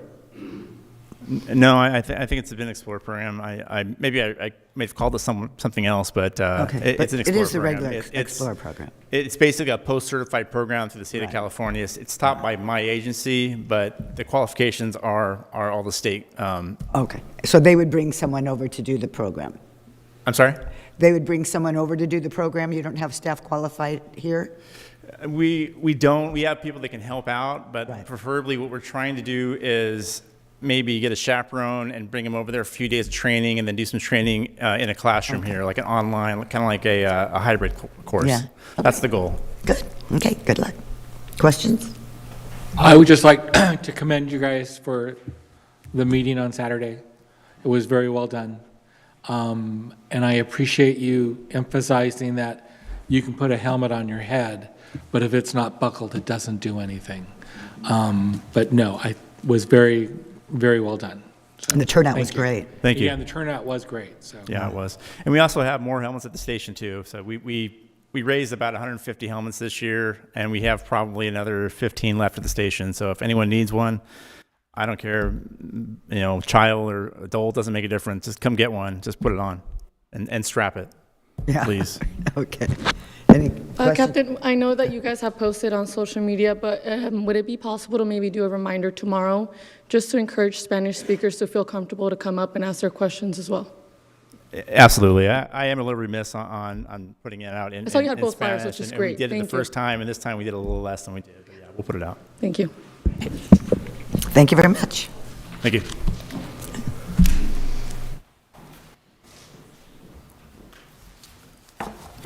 All right, good evening, Mayor and City Council. This Thursday, Four Leaf Incorporated will be starting to conduct building inspections and building official services. So Marcus Johnson and Peter Lim will be assigned to the City of Avalon from Four Leaf. So we've got a kickoff meeting with Kelly, John, Donna, and Dave. We'll publish their office hours and a little bit more information online after that kickoff meeting. But the email to contact them is live right now, buildingofficial@cityofavalon.com. And again, we'll continue sharing information on their office hours. This Sunday, January 26th at 9 a.m., meet at Wrigley Stage and participate in this month's Avalon Community Cleanup. Last Monday, January 13th, we published the Civic Center Housing Project, modular housing project, so we're very excited about that. The pre-proposal meeting is scheduled for January 28th at 2 p.m., and proposals are due March 3rd at 2 p.m. So if you're interested in checking out the RFP, just go to cityofavalon.com/RFP.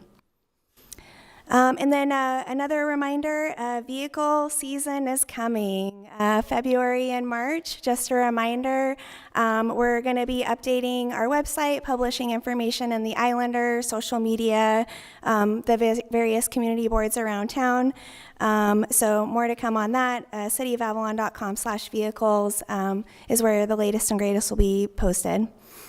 Microsoft 365 update. We've secured licenses. Michael is in the process of assigning users and whatnot, so new emails will be coming out soon. So that's super exciting. We're moving into 2025. And then last but not least, some code enforcement stats from last month. Miguel was on vacation, so it's a little different than it normally is, but nonetheless, they issued over 180 citations, 12 case reports for illegal dumping, vehicle abatement, building code violations, and animal control calls. They responded to 20 animal control calls for service. They issued 6 red tags, 1 stop work, and sent off 12 public nuisance notifications. In addition, conducted both the grease and green waste inspections at our food service establishments in the city. That's I just have one quick question. Yeah. When are we renegotiating or negotiating with Circuit? How many years contract was that? Well, we're going to be bringing it up. We're going to have an amendment coming to you shortly concerning some additions to Circuit. Yeah, we can address any. Is one of the things some kind of a dispatch? Because the people that don't have the phones, and they can call if they use that office there, and then their ability, the driver's ability to communicate with each other. You know, so if I'm on this side of town, and then I got to go over there. So that's part of what we've worked on, and we'll be able to address that. So thank you. Starting in March. Excellent. Thank you. Okay.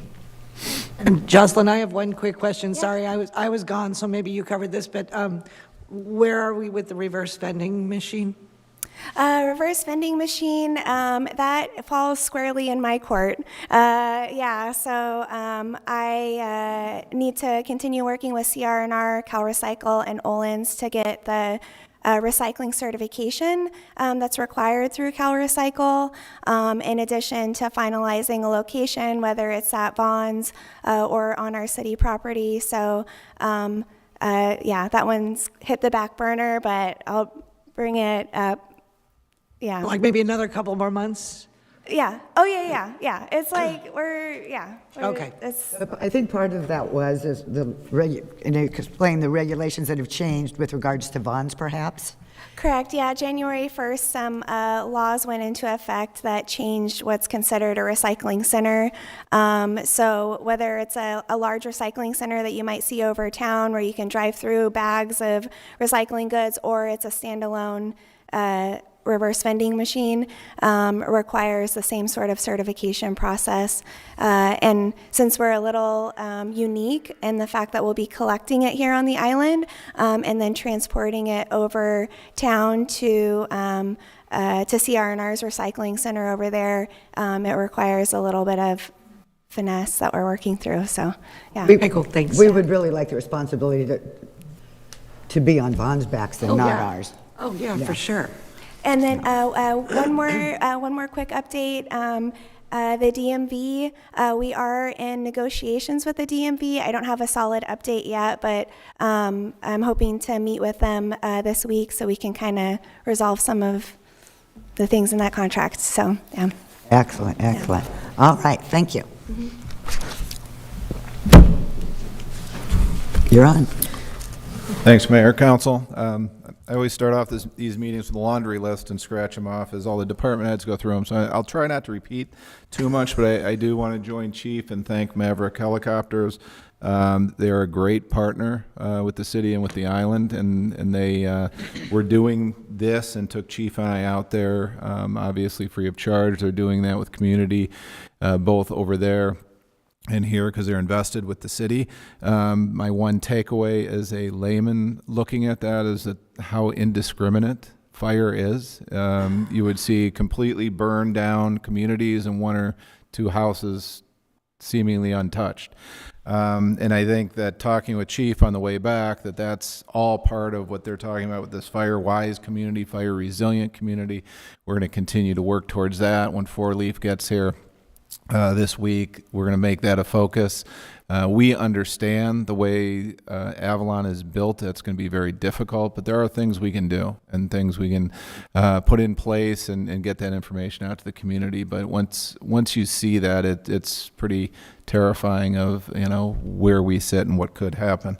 The other thing that I would want to address also is thank Captain King and the Sheriff's Office. We over the last several weeks, they have been very attentive to both the concerns and the needs of the community. We've had a number of discussions with them regarding everything. Seems to me that it gets lumped into e-bikes, but e-bikes are just part of it. E-bikes, motorcycles, and electric motorcycles are three very different vehicles, all of which have to be addressed, all of which have different legal ramifications. So we're doing some things that we can do with the city, presenting code changes that we'll bring to council in the near future, but also using all the tools that we currently have with the Sheriff's Department. They've been very receptive to that. So over the last several weeks, we've seen some very positive changes of what they have been doing from an enforcement standpoint, and I think that trickles down through the community very quickly. I'd also like to shout out to the school for taking some quick action regarding e-bikes on their campus.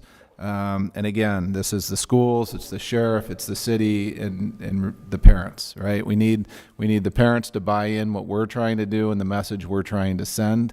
We don't want to be in a position where we have, any of our residents, let alone two teenagers in serious medical condition, and our thoughts and prayers obviously go out to the Parks family. But we don't want to be in this situation again. So we're taking every step we can to correct those things. And then just real quickly, with Five Corners, since you've seen really a shift of what's been going on out there, we started on Tremont and have moved around the corner here out to the canyon. And the main reason for that is some artifacts and some items that were found in the excavation on Tremont. We had to move crew away from there while Montrose came over and went through those things, and hopefully we can be back up to speed. But I want to thank Bob Greenlaw and I have been meeting with all the residents on Tremont about their side of the street and what we can do and what we're going to have to do in the very near future. So I appreciate the residents' patience as we've been talking to them. And is that sidewalk then, what I'm seeing is that's for sidewalk? There's going to be a sidewalk on this street, yes. You're already doing that? Yes. So, great. That's exciting too. Any questions? No. Thank you. City Attorney, are you there? Yes, I am. And Do you have any? Watch out, look in your email boxes, council members. For the next couple of weeks, you'll be receiving reports of the over 300 laws that the state has passed that impact local governments. So we've summarized them, and you'll be getting those about every other week for the next month and a half. Okay, thank you.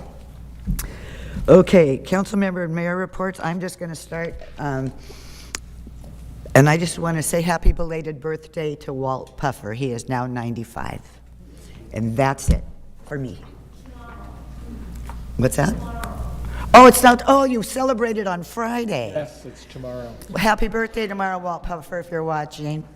Okay. I'll go next real quick. Friday, I have my first Community Services Policy Committee meeting in Sacramento. So we'll be going up to Sacramento. Go ahead. I'll go, I don't care. I was gone for a long time. I was on vacation doing the holiday thing, so hey, I'm back, so not much to report, although I was looking through a bunch of stuff. Oh, and I did attend the e-bike thing on Saturday, and it was awesome. So for those of you that are concerned, have kids, have questions, whatever, go to the meeting tomorrow night that will be here at 6:30? Yes. 6:30. So check that out. But also, I would like to, I was just goofing around and talking to my daughter a little bit. I would like to make a request for a future agenda item to talk about the general plan and how we know it and how we interact with it and what we can do with it. So for public input and for my knowledge and Planning Commission, I think it might be useful. So hoping to look around, I know that it's a busy time of year, so maybe, like Q3, we Sure. can get to that. We'll get it on. Absolutely. All right, cool, thank you. Q3, listen to you. Q3. Sorry, I work for a big corporation.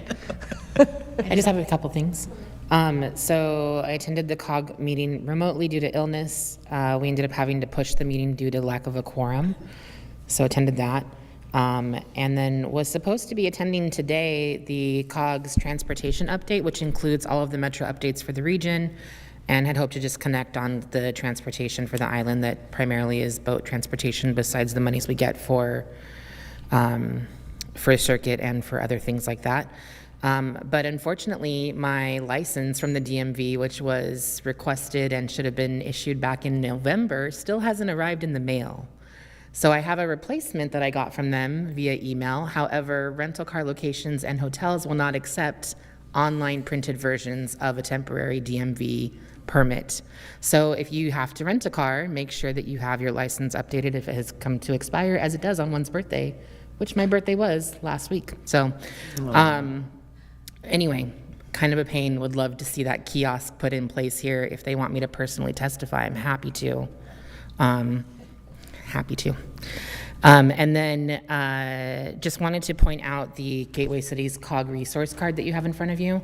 This is something the COG staff put together that I think could be beneficial for residents on the island especially. It is particularly meant to be of assistance for those experiencing permanent or temporary homelessness. And so it has different sets of resources available. The majority of these don't only apply to people who are currently homeless. So there are phone numbers on here for the Department of Health Services, National Suicide Prevention Lifeline, Substance Abuse Services Helpline, Trevor Project Lifeline, Domestic Violence Council, Department of Public Social Services, along with a variety of mental and public health services from LA County. All of these services are free. They're available to you as a resident of Los Angeles County. They are a number or an email or a website that you can visit and call whenever you need to. There are things that have happened in the last 48 hours that are challenging to me and disturbing to me in this country, and I'm thankful we live in California, and I'm thankful we live on Catalina, and I want people to know that if they are feeling distraught in any kind of way, these numbers are here to help you. So please reach out to me if you need help. Reach out to the city if you need help. Reach out to the fire department, to the sheriff's station. All of us are here to help you and to serve you and make sure that you understand that you are loved in this community, that you are welcome in this community, and that you are safe in this community. And that's all I'll say about that. Yeah. Beautiful. So next week, I'm going to meet with Kelly Cross. She's the county's case manager, and Mike Lansing, who recently retired after 30 years with the Boys and Girls Club of the LA Harbor. He was an executive director, and Mike expanded the organization from one clubhouse to 25 sites. He served 2,800 students daily. He also launched a college-bound and career-bound program. Mike has been visiting the island since he was young, and he's come to let us know that it's been his dream to start a Boys and Girl Club here in Avalon. So I'm eager to connect with him and also connect with other local leaders to help this become reality. And then last week, I met with our LA County Field Deputy, Jennifer. I had a Zoom meeting with Senator Leona Gonzalez's staff, as well as our Congressman Robert Garcia's office. Discussed key priorities with them, legislative goals, some of them including the express policy, upcoming shifts under the new administration. We focused on keeping our community's well-being at the forefront. And with that in mind, I did want to reiterate, we are a family here in Avalon, through the good and the bad. We've shown it time and time again. When anyone is in need, we all band together and we accomplish whatever is necessary to help each other out. That means race or color does not matter. We simply help because someone is in need. Since the recent change in administration, many of our community members have expressed fear of going to work, fear of visiting the doctor, even fear of taking their children to appointments. That's not what we do here in Avalon. We don't threaten to call ICE on our community members. We don't tell them that they're stealing jobs. They keep this community running just like everybody else. We are all part of the fabric of this amazing community. We will stay committed to providing a safe and welcoming environment for us all. I will personally ensure that critical services information are always available to those who need it. There is no place for hate in this world, whether based on color, gender, or any other difference. And there is absolutely no room for it in our community. So with that being said, I would like to request for the school district, law enforcement, and the city to discuss in developing a comprehensive plan for ensuring the safety and well-being of our community, making sure that there's no separation of families. It's essential that we work collaboratively to address these concerns and ensure a supportive environment for all residents. Thank you. Very nicely said. Thank you.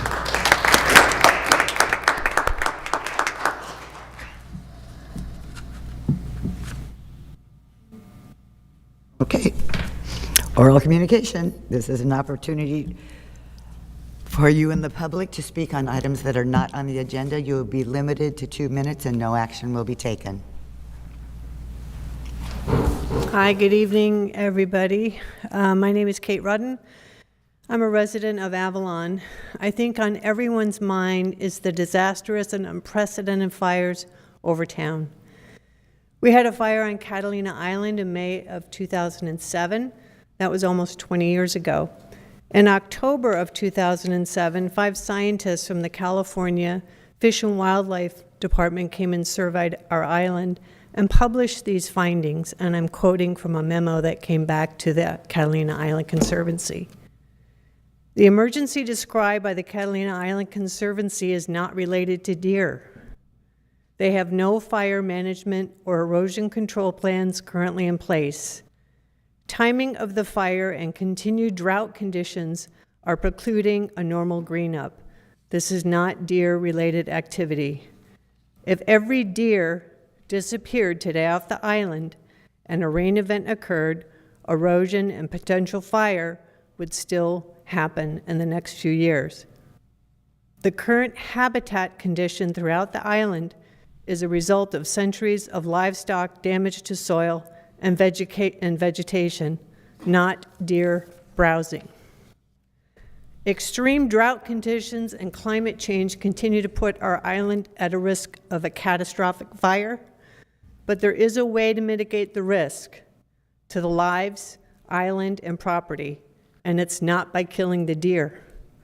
I'm asking the Catalina Island Conservancy to purchase fire suppression equipment, specifically 2 helicopters with water dropping capability.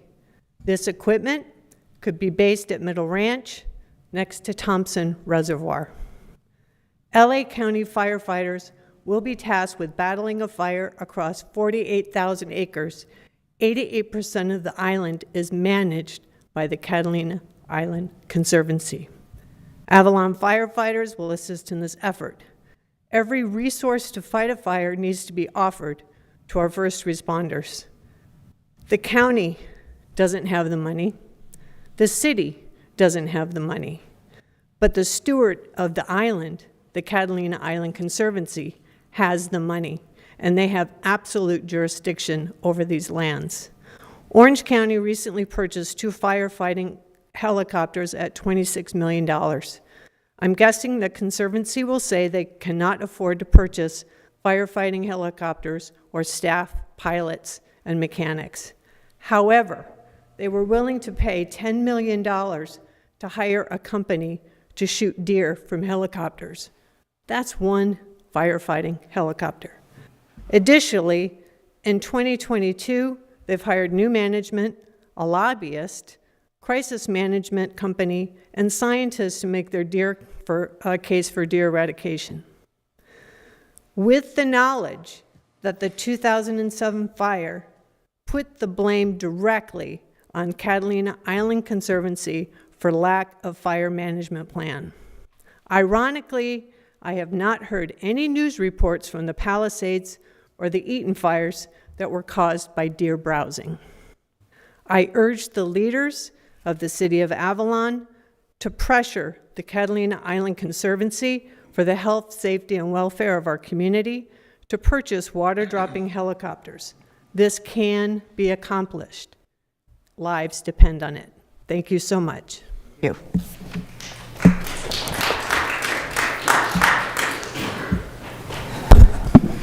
Thank you, Ksenia, for your comments on inclusion. To that note, I wanted to make a recommendation. I noticed that nobody in the audience speaks Spanish as their first language at home, and I'm wondering when we're going to have a translator in the audience, because I think they're the majority of our town, not the minority, and they're not included in these discussions. And the main reason I think that is I'm up here nervous talking to you right now, and I'm pretty sure they'd be nervous and be laughed at home for coming up and trying to speak to you guys. And I don't come up here just posing a problem. I actually have a solution. There's someone in our community that actually spent 4 years to become a translator, and he's working in the food service industry right now. He has told me that he would volunteer his services for 1 or 2 years if he knew at the end it resulted in a staffed position, just to show proof of concept. But I think the best way to have that voice heard is to have a translator here, so they don't feel so like with a spot on them when they try to voice their opinion. So that's just one point I'd like to make. And second one, have him reach out, definitely, to me or Dave, please. I'm not sure who the individual is, but I would love to meet with them. I'll give you the name. His name's Angel, and he was a bartender at the Lobster Trap. Oh, Angel Rodriguez? Great. He spent did 4 that. years That's awesome. getting a translator degree, and I asked him, would you volunteer for 1 or 2 years if you knew at the end it resulted in a staff position?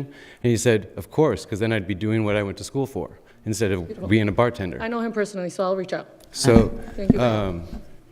and that means not just sitting here at the council meetings, he would volunteer be here in attendance. So if somebody showed up, they could be translated to you guys, and you guys could be translated back to them. In addition to that, he could translate the PDF agendas that are sometimes 300 pages that aren't able to be Google translated as easily as website pages and stuff.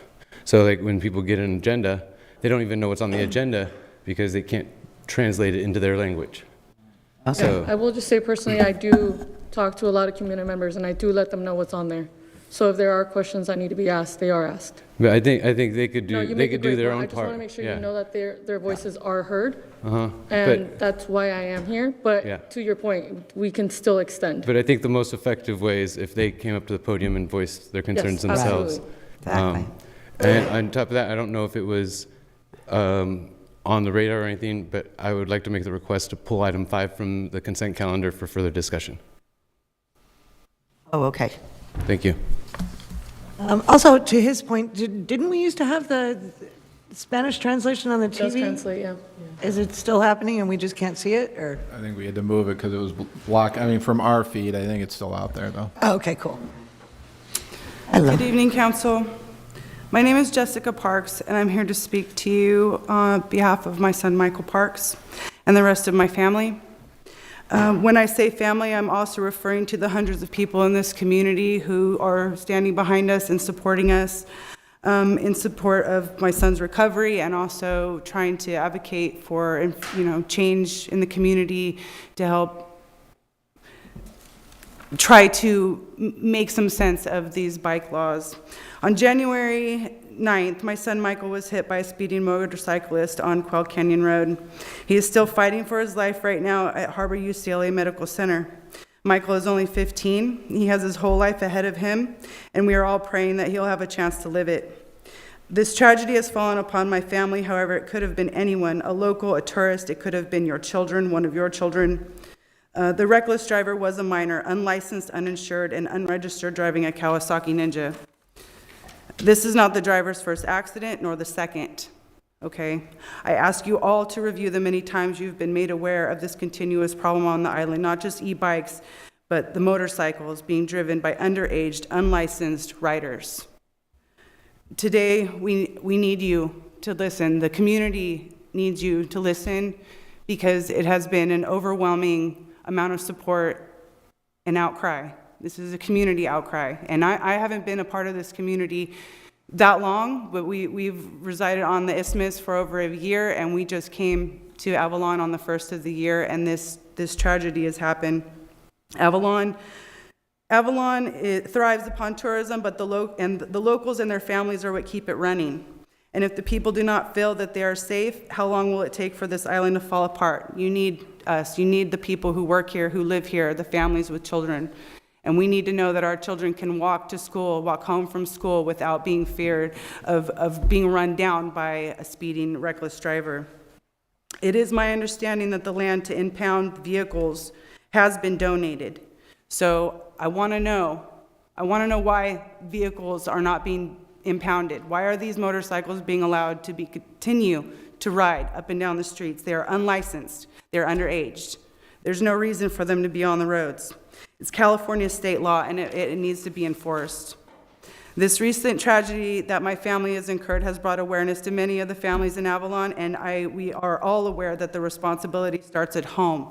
It needs to start with the families and the parents, to teach our kids to snap those helmets, to, be safe, to look both ways, to do all of those things. That's children are children. They're going to do what they're going to do. And a lot of these children feel safe to roam and do what they want to do freely and with permission of, people here as well. It's okay. They feel that they're safe.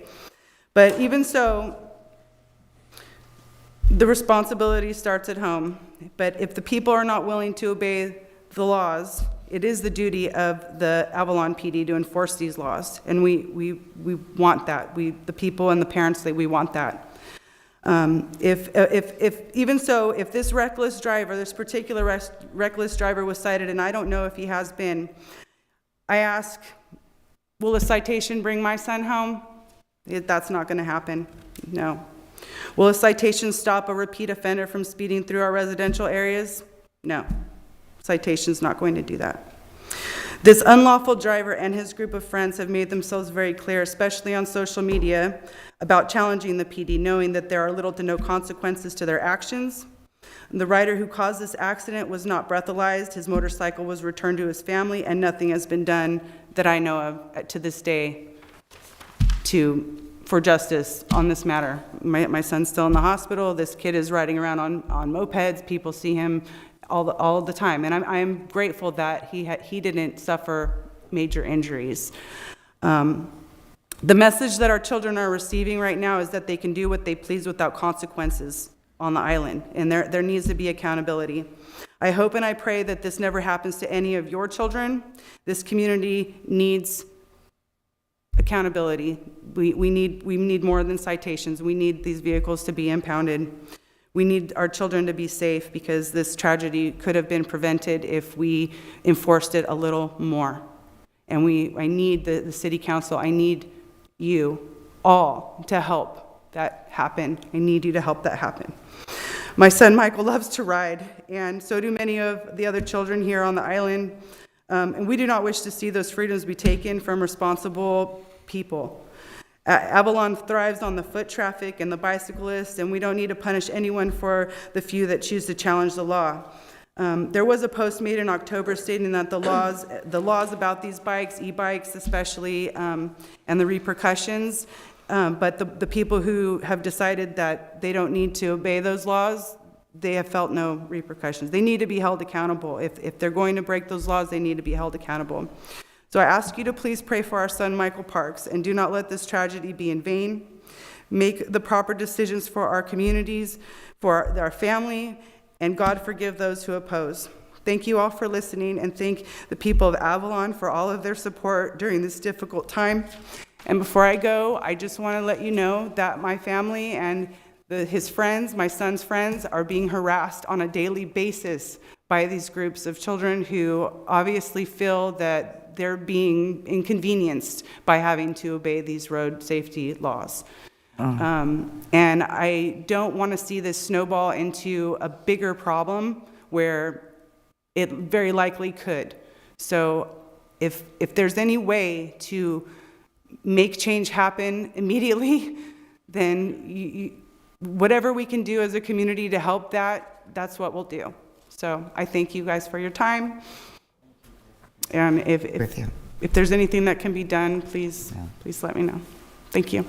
Thank you, Jessica. That was tough. Wow.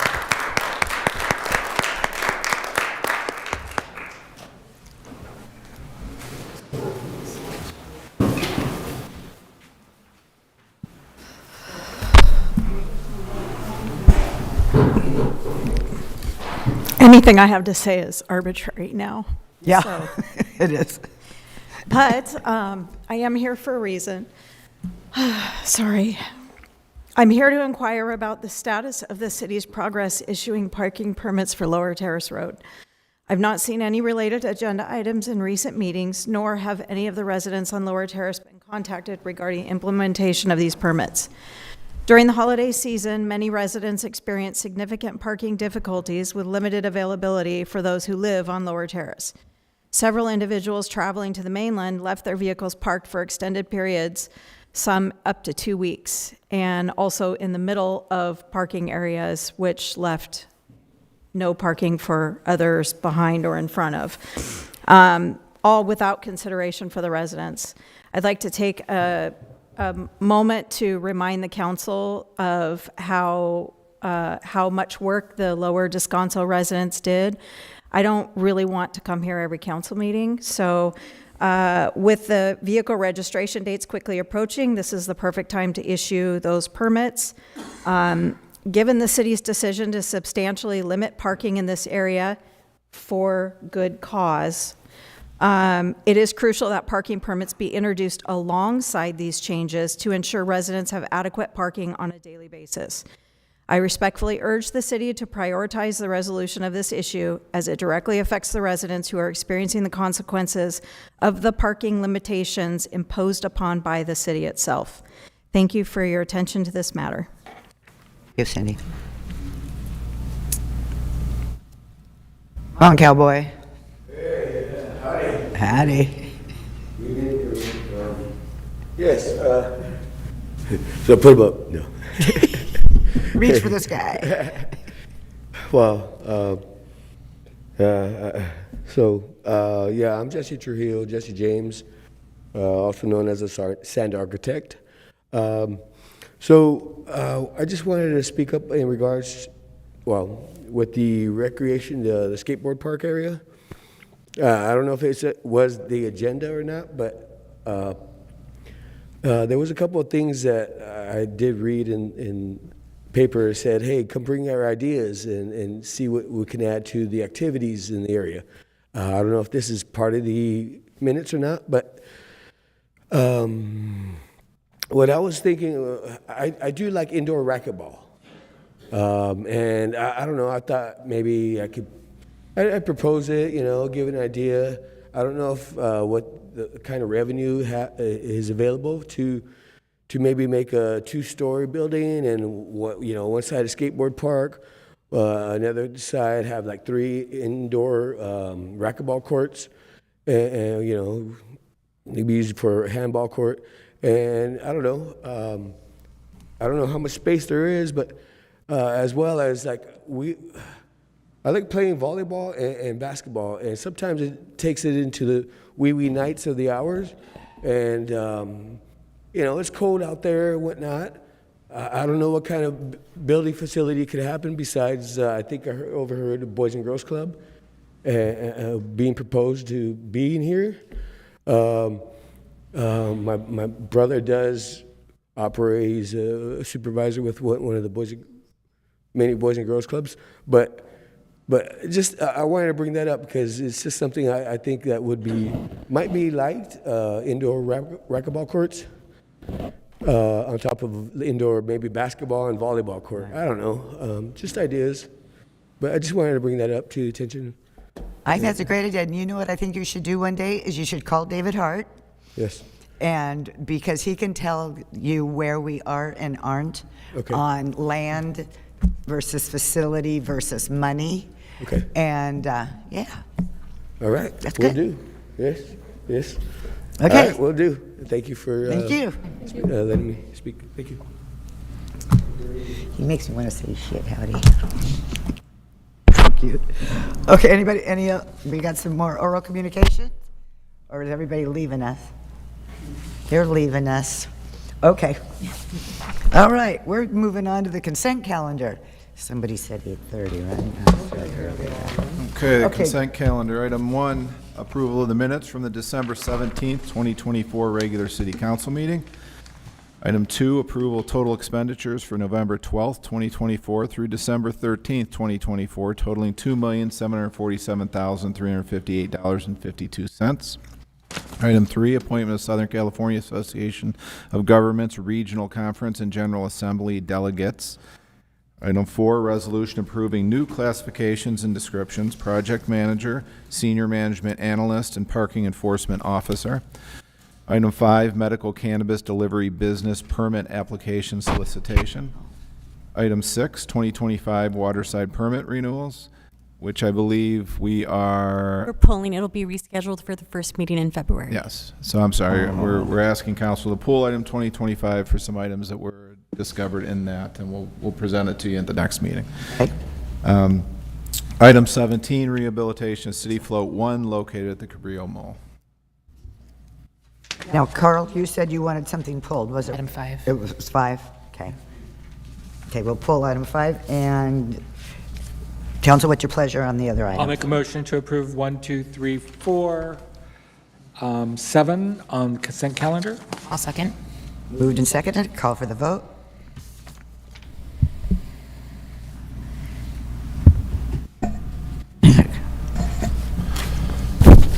Screen tip.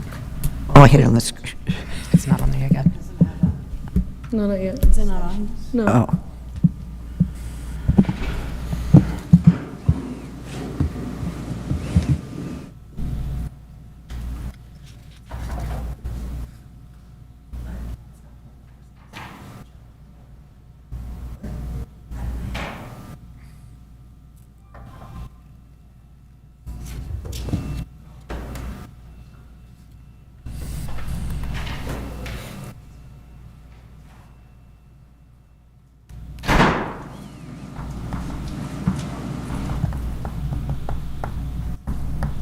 We'll go ahead and take a manual vote. They were working prior to the meeting when they tested it. So I've got a first, Michael Ponce, second, Lisa Lavelle, and I'll do manual vote. Councilmember De La Rosa? Aye. Councilmember Ponce? Aye. Councilmember Schickling? Aye. Mayor Pro Tem Lavelle? Aye. Mayor Marshall? Aye. All ayes. Okay. Item 5. Okay, so item 5 is medical cannabis delivery business permit application solicitation. If council recalls, the city had previously gone out and opened this up for applications. That application period had come and gone in December. At that time, there were 2 partial applications that were submitted with the fee, but the applications did not meet the requirements. So at this time, the city is asking council to open it back up for any applications. We would like to, the schedule that's on there is if we reopen the application, they'll stay open till March 10th, 2025. That'll be the deadline, and then March 11th through the 21st, application review, potential applicant interviews, and then the goal would be to bring it back to City Council for potential approval on April 1st, 2025. A question really quick on this before we go to Carl, sorry. So for the people who are, who have already set applications, would their course just be that they would need to remedy those? And I'm asking for the public who's applied, they would need to remedy those, or would they need to complete a whole new application? No, the expectation would be that they would remedy any missing parts of that. And I think that has already started. I think we received one today, but it would be open to everybody, and those that already submitted just need to fill in the blanks. Okay. Good evening, Honorable Mayor and council members. Thank you for pulling this item for discussion. As the previous cannabis license holder in Avalon, I'm bringing a unique perspective to this matter, and I fully support staff's recommendation to reject the incomplete applications and reopen the application process. My support for this recommendation is rooted in practical experience and observation. Notably, the previous solicitation was not listed under the city's website RFP section, where qualified and professional applicants typically look for such opportunities. While some applications were completed after the deadline, a fresh start with proper visibility would likely attract a strong, more prepared pool of candidates who can meet the city's high standards from the outset. I want to express my sincere appreciation to the Council's continued commitment to allowing cannabis business opportunities in Avalon, and the proposed 45-day application window running from January 24th to March 10th provide a clear timeline that demonstrates the city's serious approach to this process. Based on my direct experience operating here, this structured timeline will encourage more thorough and professional applications. Looking towards the future success of this program, I would respectfully suggest considering an adjustment to the zoning requirements for cannabis businesses. Currently limiting these businesses to commercial and special commercial zones creates significant challenges due to the limited rental inventory in these areas. This restriction could inadvertently hinder the very success the city seeks to foster. Based on my direct operational experience, expanding the allowable zones would increase the potential for business success and sustainability by providing more viable location options. It would demonstrate the city's proactive commitment to supporting its permitted businesses. It would help ensure better return on investment, benefiting both the business and city revenue, and it would create more opportunities for responsible operators to serve the community effectively. This small but impactful change in zoning could significantly improve the quality of applications you receive and set future operators up for success. As someone who has navigated these challenges firsthand, I'm happy to share more specific insights about how these adjustments could benefit both the city and future operators. While I strongly support the recommendation to reject incomplete applications and reopen the process, I must address two specific concerns regarding the updated application requirements. These concerns, if unaddressed, could undermine the fairness and effectiveness of this process. As someone instrumental in securing the state regulatory carve-out for Catalina Island cannabis operations, I must highlight that California Code of Regulations, Title IV, Section 15311, explicitly states that licensed retail storefront or non-storefront delivery businesses are not responsible for transporting cannabis products across federal jurisdiction. This responsibility falls to licensed cannabis distributors, a license type not currently permitted in Avalon. Including vessel information as a requirement not only contradicts state law, but also creates unnecessary confusion and barriers for applicants. I respectfully urge the Council to remove this requirement to ensure alignment with state regulations, maintain clarity, and avoid discouraging qualified applicants. I also want to address the application question regarding license suspension or revocation. For transparency and accuracy, I feel it's crucial to clarify a matter of public record. While there was a motion proposed regarding my previous license, I immediately and proactively opposed any language suggesting revocation, as it would have incorrectly implied regulatory violations. The facts show that I voluntarily closed operations on September 9th, 2021, 3 weeks before the city provided me notice on September 26th, 2021. This decision, made out of an abundance of caution, demonstrated my commitment to program integrity and compliance with all applicable regulations, despite opposition from my then business partner. The phrasing of this question risks unfairly targeting individuals like myself who have maintained compliance and integrity despite challenging circumstances. To ensure fairness and clarity, I respectfully suggest rewording this question to better differentiate between voluntary closures for compliance and actual license revocations due to regulatory violations. These points are particularly relevant because they affect the clarity and fairness of the application process, they ensure alignment with state regulations, they maintain accuracy in how past situations are characterized, and they demonstrate the importance of precise language in regulatory matters. By addressing these concerns, the city can ensure a fair and transparent application process, maintain alignment with state regulations, and uphold the integrity of Avalon's cannabis program for years to come. Thank you for your thoughtful consideration of this matter and for your commitment to establishing a robust and successful cannabis program in Avalon. I look forward to continuing to support the success of this program and sharing further insights to benefit both the city and future operators. for your comments, and I'm sure that the city manager has that in those comments. Thank you. Written them all down. Thank you. Okay. With that, I'll move to approve item 5 on the consent. I'll second. Move in second. Councilmember De La Rosa? Aye. Councilmember Ponce? Aye. Councilmember Schickling? Aye. Mayor Pro Tem Lavelle? Aye. Mayor Marshall? Aye. All ayes. Okay. Item 8. So item 8, we have a cultural resource consultation agreement with Montrose Environmental Service. Mr. Greenlaw. Good evening, Bob Greenlaw. So this item provides a professional services contract to supply the necessary services to meet the cultural resource requirements of the Five Corner project.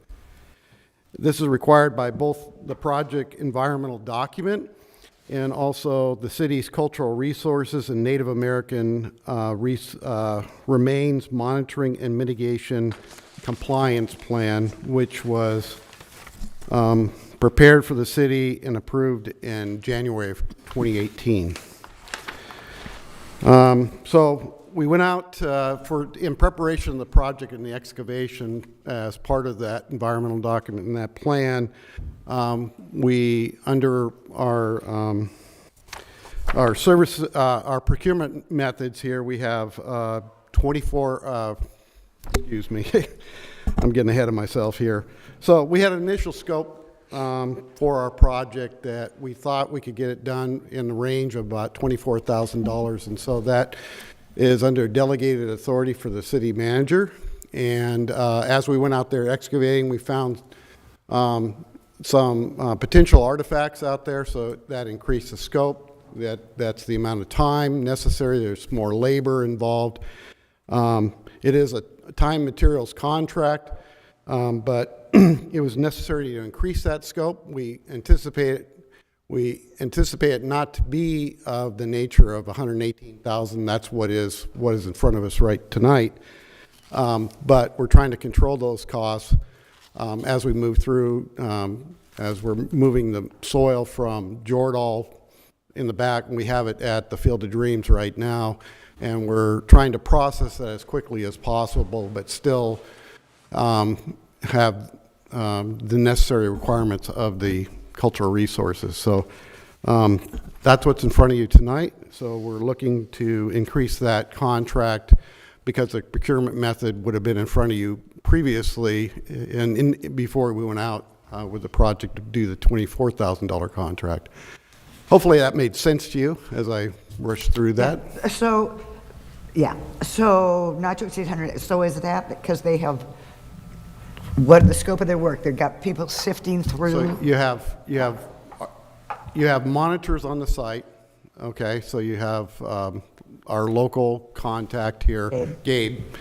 And then you have also the firm of Montrose that's providing, per the plan, to have archaeologists. So Gabe's not an archaeologist, but he has all the requirements to meet all the monitoring.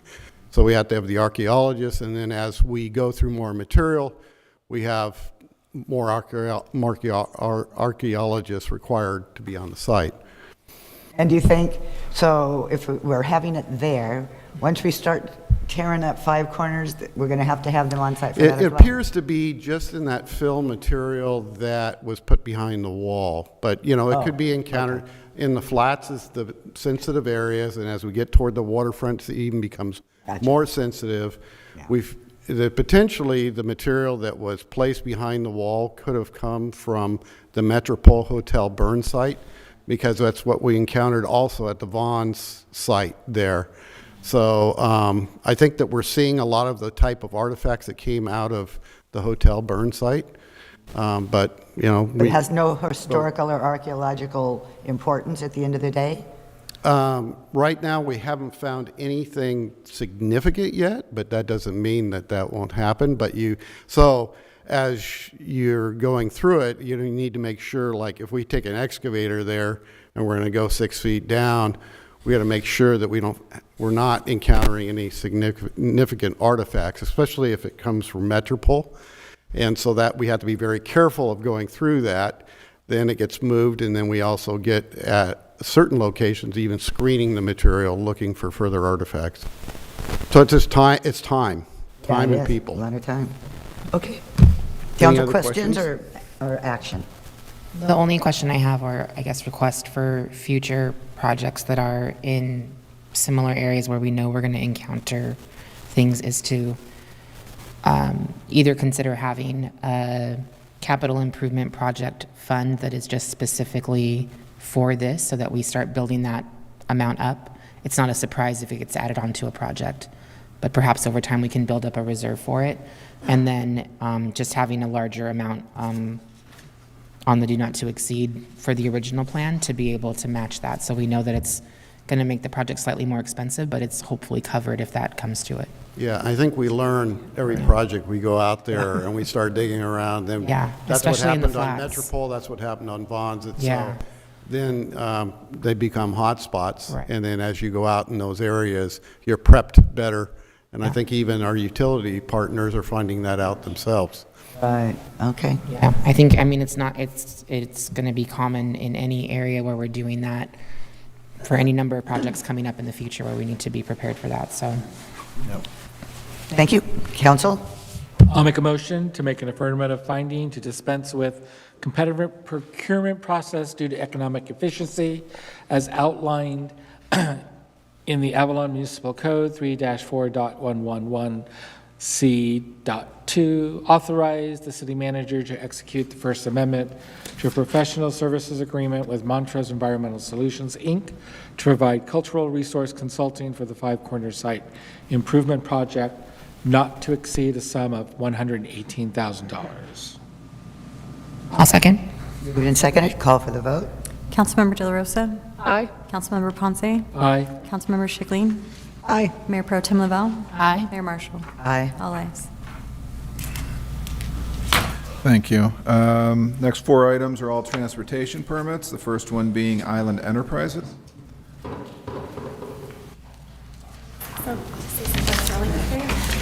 All right, good evening, Mayor and Council. Just as a quick reminder, it's in my agenda report, but on August 6th, Council approved a transportation permit for interior tours with a new Ram 3500. One of the conditions of that approval was to remove the General from the island. Island Enterprise, they did provide proof to the vehicle clerk and myself, indicating that it has been removed from the island. Since that removal, it's freed up a commercial vehicle permit, and so Island Enterprises is wishing to transfer that permit to a Chevy 4500, which is significantly smaller than the General. They applied for a transportation permit application to complete the Inside Adventure tours, which is within the city limits of Avalon. And Heather has a presentation to go over in more detail. Yeah. Good evening. I think Jocelyn just said it all for me, but I'll still continue. So we are here to replace the General. We did move it off the island, and I will say that since this last council meeting, we have not run the General, even though we still had that transportation on the vehicle, just as a courtesy because of the negativity of that vehicle on the island. So our new vehicle, it's a Ram 4500. It is 2 feet shorter than the General. As you can see here, it weighs 12,000 pounds. It's 321 inches, 64 inches wide. It has seat belts, fleet GPS, and 360-degree cameras that are recording at all times while the vehicle is in motion. This vehicle, why we chose this vehicle over an electric vehicle, one, the weight of the vehicle. An electric vehicle of this size would have weighed around the same about as the General, 26,000 pounds, and we know that that was looked on negatively for the roads here in Avalon. The grade capabilities, electric vehicle does not exceed 20% grade, and some of the roads here in Avalon do exceed that, so it would not work if we were going into the interior or even up some of the steep hills up Mount Ada. It's clean running. It is clean running on diesel fuel, which is easily accessible. Its operation efficiency, Avalon currently doesn't have the infrastructure to fast charge an electric vehicle of the size that we need. And then there are no hybrid solutions at this time. It was only diesel or electric. The new vehicle emissions, it is a green-focused vehicle. It has 300 grams of CO2 per mile. It's comparable to a hybrid engine. The reason for the low emissions are state-of-the-art emissions control system, environmental compliance, advanced clean diesel engine, and the 22-passenger reduces CO2 emissions per passenger compared to about a hybrid of 5 to 6 people. And this engine is comparable to a 4-tier marine for a marine emission system, which the ferries were to get. It's actually cleaner running than the current ferries right now. Our city tour that we are looking to run is an hour and 15 minutes. It will go through the city of Avalon, up towards the interior, around down by the Chimes Tower. It'll loop through the back of the city, back towards the mall, around Pebbly Beach, up Mount Ada, and end at the mall. It will begin and end at the mall, just as our current interior tour. And then we are asking that, even though at this time we don't have permission to run into the interior, that we have permission that if we do get approval for a second vehicle, that we would be able to maybe jump this vehicle into an interior vehicle when the time is needed. Some days, like cruise ships, we sell out on our interior tour by 9 a.m. and we have a lot of people want to go to the interior, so we just want to have that availability if that time does come. Vehicle parking. I am actually really excited to say that this afternoon we signed a lease with Seaport Village Inn for our vehicles, and it begins today. It's large enough for our vehicles. We signed a contract, ink, we're ready to go. So we now have a home for our vehicles, and we're super, super excited about this. You looked at every little inch of property in this whole I sure did. Yeah, I I'm sure so glad did. to hear that. I think everyone has spoken to me about this too. So I'm really excited that that last hour this afternoon we signed a contract with them. And then just showing about the revenue, this new vehicle could bring, with that 4%, around $54,000 a year to the city of Avalon. I mentioned the interior tour, and then also Catalina Adventures Tours would like to contribute an extra 4% towards the mole project for the next 2 years, since we are directly impacted with that area, and that's where our tours begin and end. So we would like to offer that up for the next 2 years as well. Do we charge them rent for being there? Do they pay any rent when they're waiting? For the pickup and drop off, I mean, right now they don't have space because, or when they're they not did. going to have space while we're in the construction phase, but I think the plan is. Did they pay rent? We have a location at the mall which we pay rent on. They have a lease. Yeah, for the we do. space, but. Correct. Oh, okay. Yeah. Okay, I didn't know. Okay. And that's it. I'm open for questions. Questions? If no questions, let's have some action. When we're ready. He's looking at me. I'll make a motion. I'll make a motion to receive presentation, discuss. If consensus is met, approve the transportation permit for Island Enterprises, Inc. to utilize a commercial vehicle permit to conduct city tours in an oversized vehicle with stated conditions. I'll second that. Councilmember De La Rosa? Aye. Councilmember Ponce? Aye. Councilmember Schickling? Aye. Mayor Pro Tem Lavelle? Aye. Mayor Marshall? Aye. All ayes. All right. Awesome. Thank you so much. Appreciate it. Item number 10, transportation permit for Catalina Island Conservancy. Good evening once again, Mayor Marshall, City Council members, City staff. Rob Letteber, Chief of Facilities and Capital Planning at the Conservancy. I'm excited to share news about our proposed new shuttle service connecting the Trailhead Visitor Center to Wrigley Memorial and Botanic Gardens. This new shuttle service makes it easier for visitors to experience the gardens, discover unique plant specimens, and learn about Catalina Island's endemic and native plants. The best part of this is that these new shuttles are completely free with a purchased garden entry ticket, providing extra value for our visitors. The new shuttle service is intended to help reduce the peak demand on the city's ride circuit system and shorten wait times for garden guests, especially during cruise ship and ferry arrivals. This route will include 4 runs a day on the following schedule: So from the trailhead to the gardens, 9:30 a.m., 10:30 a.m., 1:30 p.m., and 2:30 p.m. And then returning from the gardens to the trailhead at 10 a.m., 11 a.m., 2 p.m., and 3 p.m. Passenger capacity is 11 or 14, depending on which shuttle van we're using. These adjustments are also about accessibility. It's a 3.2-mile round trip, and we all know going uphill is incredibly challenging. So this ensures everyone has the chance to enjoy the gardens. And we're proud to say that last year we saw nearly 50,000 visitors to the gardens.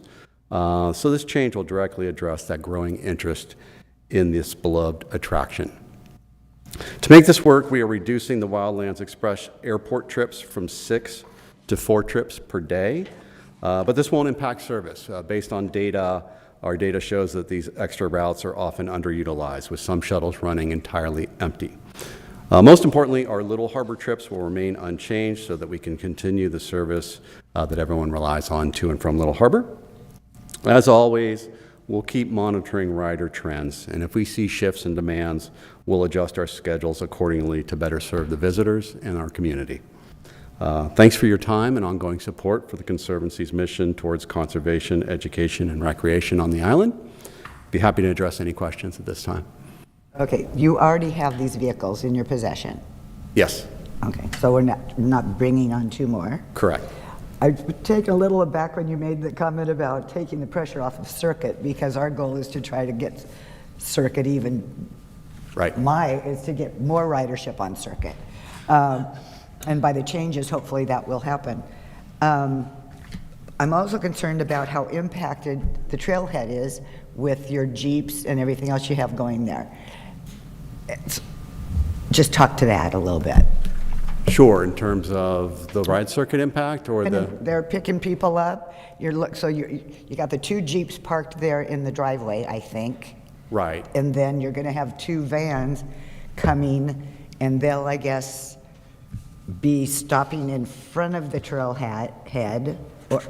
Correct. It's very congested there. It always has been. It is congested, and we appreciate everything you've been doing to help with that congestion. The EcoTour vehicles leave from underneath the carport, and then the shuttle vans leave from right in front of the building. And since we're repurposing 2 of our existing shuttles, it's the same process we're using to load and unload passengers that we would take to the airport. Now we're simply loading and unloading those passengers in those same vans to take them to and from the gardens. Doing it 4 times a day, each of them. Yes, 4 runs a day to and from the gardens, okay. correct. So 8, and then 16. Reducing our shuttle, our airport 16, shuttle. right? But they're just dropping the shuttle usage into the interior for the sake of adding it inside of town. Is that fair? Correct. Right? Yeah. So it hopefully shouldn't lead to any more congestion. I always like building ridership on Circuit, but I have guests who want to go to the memorial, and Circuit doesn't show up for them. So to be able to send them to the trailhead and to be able to go up to the memorial. I hear what you're saying. So how much is a ride going to be? It's free It's if you have a just the garden cost of ticket. admission. And then garden tickets are free to military, veterans, as well as Conservancy members as well. Okay, that's very cool. Okay. So does that mean it changes the permit? So are these not going to be allowed to go in the interior again? Or you're going to do the airport runs and the trailhead runs? We're going to do reduced airport runs because we had more runs than demand showed for the airport. So we're simply repurposing those excess shuttles from the airport to the gardens. Okay. Wouldn't it still be too much congestion with the golf carts?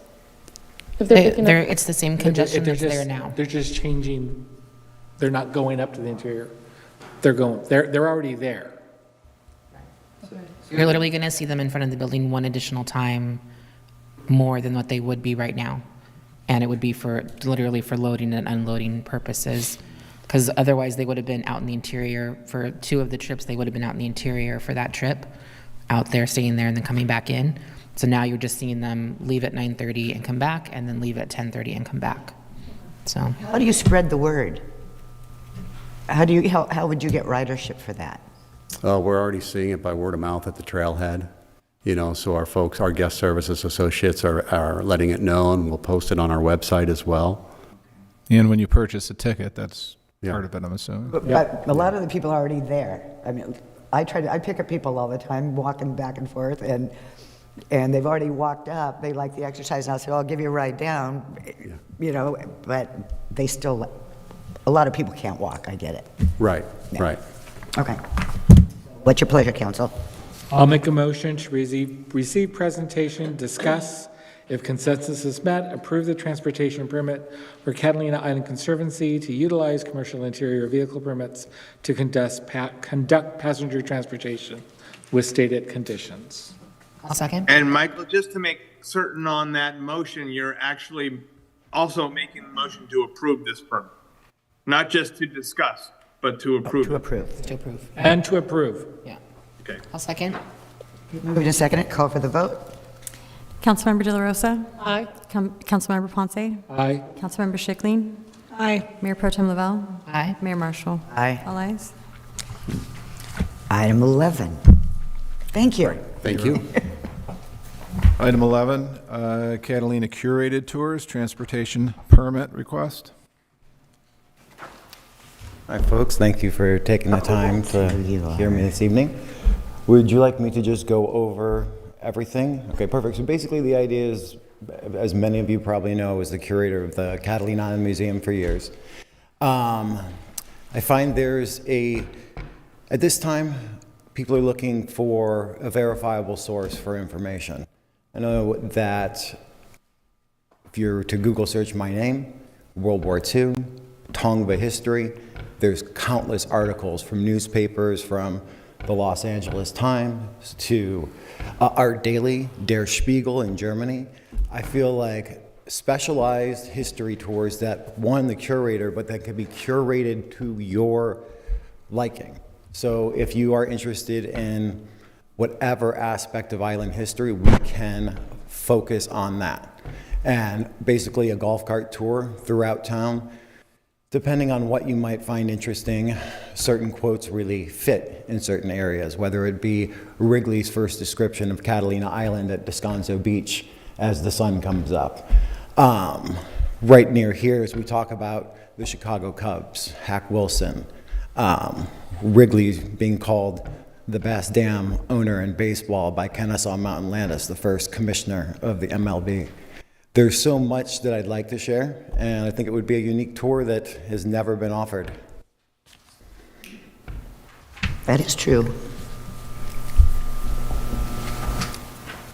Okay, so he currently has his residential, right? So he can still use because this is your golf cart, right? It's not a So I have not purchased the golf cart. I'm waiting to purchase it upon approval. Okay. Okay. So right now you have a 2008, but at some point you would get another one. Yes. Okay. And ditch the 2008 one? Yes. And it could still be residential, commercial, so he doesn't have to go for off-street parking, correct? I do have off-street parking. Anyway, okay. And he has to show that he got the 2008 off of the island. That'll be part of his vehicle when he gets his vehicle renewal. Switch him over. And you're getting a gas vehicle? Yes. There's no availability to where I live at Eucalyptus to park it and charge it. And with the weight of people and going up and down, I worry that with the one charging station, it won't be possible. That's my main concern. I would love to be able to make it work, but right now with the off-street parking and where I live, doesn't really. I did look into some battery cells that you could charge in your home, but there's fire risks and things like that worried me a little, but I could. And you're looking for a 3-passenger one eventually? So it will be, a limo cart. So 5 passengers. It will be basically, the idea is that you have a face-to-face encounter with somebody who knows what they're talking about. Somebody that can create this tour for you. So I think that is basically the crux of the business.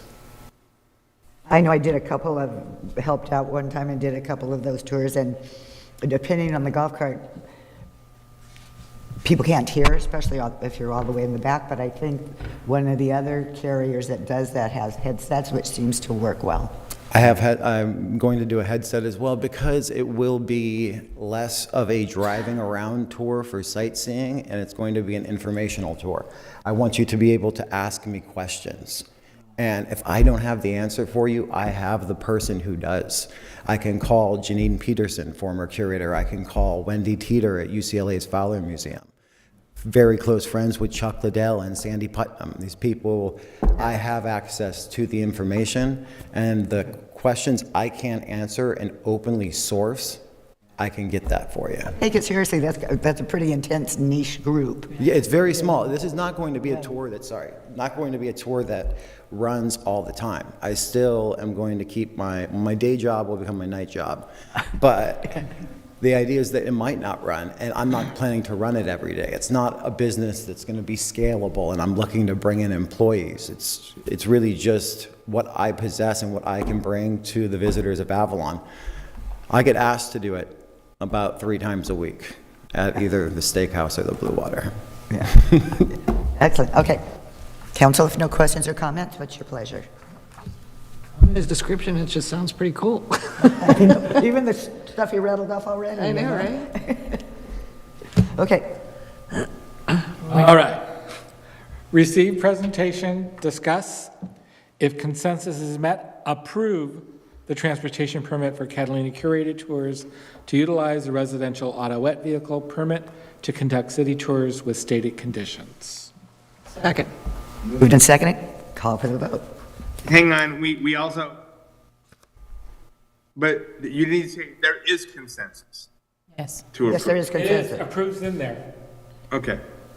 But you Councilmem- said if, so we're just remove the if in the motion and Okay. then. Consensus is met. Okay. Consensus is met. Councilmember De La Rosa? Aye. Councilmember Ponce? Aye. Councilmember Schickleen? Aye. Mayor Pro Tem Lavelle? Aye. Mayor Marshall? Aye. All ayes. Okay. Thank you. Thank you so much. Right, Appreciate it, guys. congratulations. Thanks for doing it legally. Okay, and item number Sorry, 12. I'm just throwing that out there. Right? Item 12, Avalon History Tours Transportation Permit Application. Okay, so I have an update from my agenda report because we had vehicle hearings on Friday. And so they haven't received anything in writing. However, I met with the vehicle hearing officer after the hearings on Friday, and he is going to approve the use of the commercial vehicle permit that came up on the wait list for Don DeSalvo. And yeah, so I just wanted to provide that update. Yeah. Excellent. Okay. Perfect. Thank you. Hello, Council. Hi, Mayor. I'm sure all of you already know what I'm going to be talking about because I have shown you all, but I'm going to bring up some photos because I got a couple new ones. I want to pass those out. I apologize, I couldn't get up on the screen. I was a little late. Alrighty, so all of you know me. My name is Bree Bassard. I am one of the owners of Avalon History Tours. We have a walking history tour here in town. We started last year and we are seeking to expand. I have my partner Dawn right here. And as Jocelyn just said, very excited. We were approved on Friday for a commercial full-size vehicle. So we are seeking approval for a transportation permit. A little bit about our vehicle. So it is a open air, kind of golf cart style like sightseeing vehicle. It can hold up to 14 passengers, including the driver, although we do plan on running a little bit fewer passengers just for overall comfort. It does meet the size requirements for the city of Avalon, and it is being custom made and painted to look more like a Garibaldi. So the first picture that I gave you was just kind of the first prototype that I was given, and then the updated version of what it will overall look like. So it is a fully electric vehicle, and we are going to add solar panels on top to further align with the city's desire to become greener. So you can see in that second photo that there are solar panels on top. We plan on doing public and private tours, as well as have a cruise ship contract. So I do have a cruise ship contract currently with our walking tour, and they are super excited about this I guess, mobile kind of tour that we're planning on doing. So I have a meeting with them tomorrow as well, since they are just so excited about it. And we also are willing to work with other businesses to enhance the city's tourism, including private events, if needed. I think it obviously would be a really great look for the town. It is a fish style, like our Garibaldi. And I thought it would be really great for social media purposes as well, great photo op opportunity. Not trying to compete with the existing businesses that we currently have. We're trying to offer something that is a little bit different and just add something joyful and fun to our island's current offerings. And we also would like to appeal to larger families and groups. On cruise ship days, I'm sure we have all seen, a large family that needs 2 rental golf carts. They end up, following each other, they're shouting at each other, they're stopping in the middle of the street, and that is something that we are trying to kind of improve. We would like to appeal to those, and we also would like to appeal to those with mobility issues that are unable to take our walking tour that we currently offer. So we are planning on offering a cheaper price point to be an affordable tourism option. Questions? I know that we've talked about this, but can you just speak to off-street parking and charging? Yeah, so I reached out to the island company and they offered off-street parking, but since then I also talked to my in-laws and they have offered me off-street parking at their home, which I am very grateful for because they said I could even charge it at their residence. They have solar panels on their home here in Avalon, and so it wouldn't cost them anything to have me charge it there. So I think we will go that route. What's your pleasure?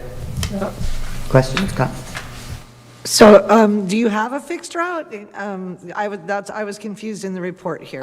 Yeah, so I did include a map as well. So we plan on doing an hour and a 2-hour, pretty much following the scenic route. Yeah, I just saw So we're all gonna the start arrows. we're gonna pick up and do drop-offs right by the blue water. And then we'll be going out to the casino and then just kind of going up and around. I love the card. I think it's adorable. Thank you. I think it's fun to have something, because everything just looks so, and no offense to Discovery Tours, but, it's just a box, No, it's very There's a lot clever, of- very cute. So, yeah, it's kind of fun. Okay. So we received the presentations and we've discussed. All right. I'll do it again. You're really good at it. Receive presentation, discuss. Consensus is met. Approve the transportation permit for Avalon History Tours to utilize a commercial vehicle permit to conduct tours with stated conditions. I'll second. Moved and seconded, call for the vote. Councilmember De La Rosa? Aye. Councilmember Ponce? Aye. Councilmember Schickling? Aye. Mayor Pro Tem Lavelle? Aye. Mayor Marshall? Aye. All ayes? Congratulations. Thank you. Uh-huh. It's cute. I want a picture for sure. Okay. Our last item is a closed session, conference with labor negotiators, city negotiating party, city council, unrepresented employees, city. All right, we'll see you in a minute.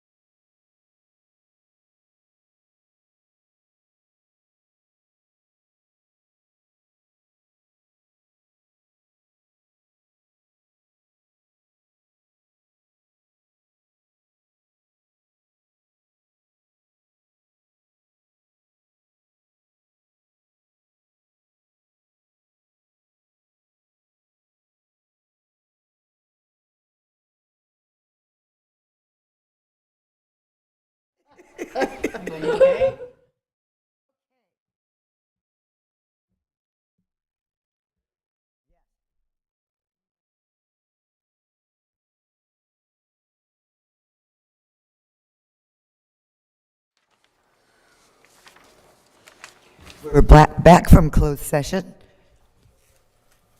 Scott? Yes, we have a reportable action in closed session. In closed session, the city council unanimously agreed to extend the employment contract for the city manager for 4 years with a raise up to $247,500 per year with a COLA increase based upon what is agreed with the other employees tagged to that.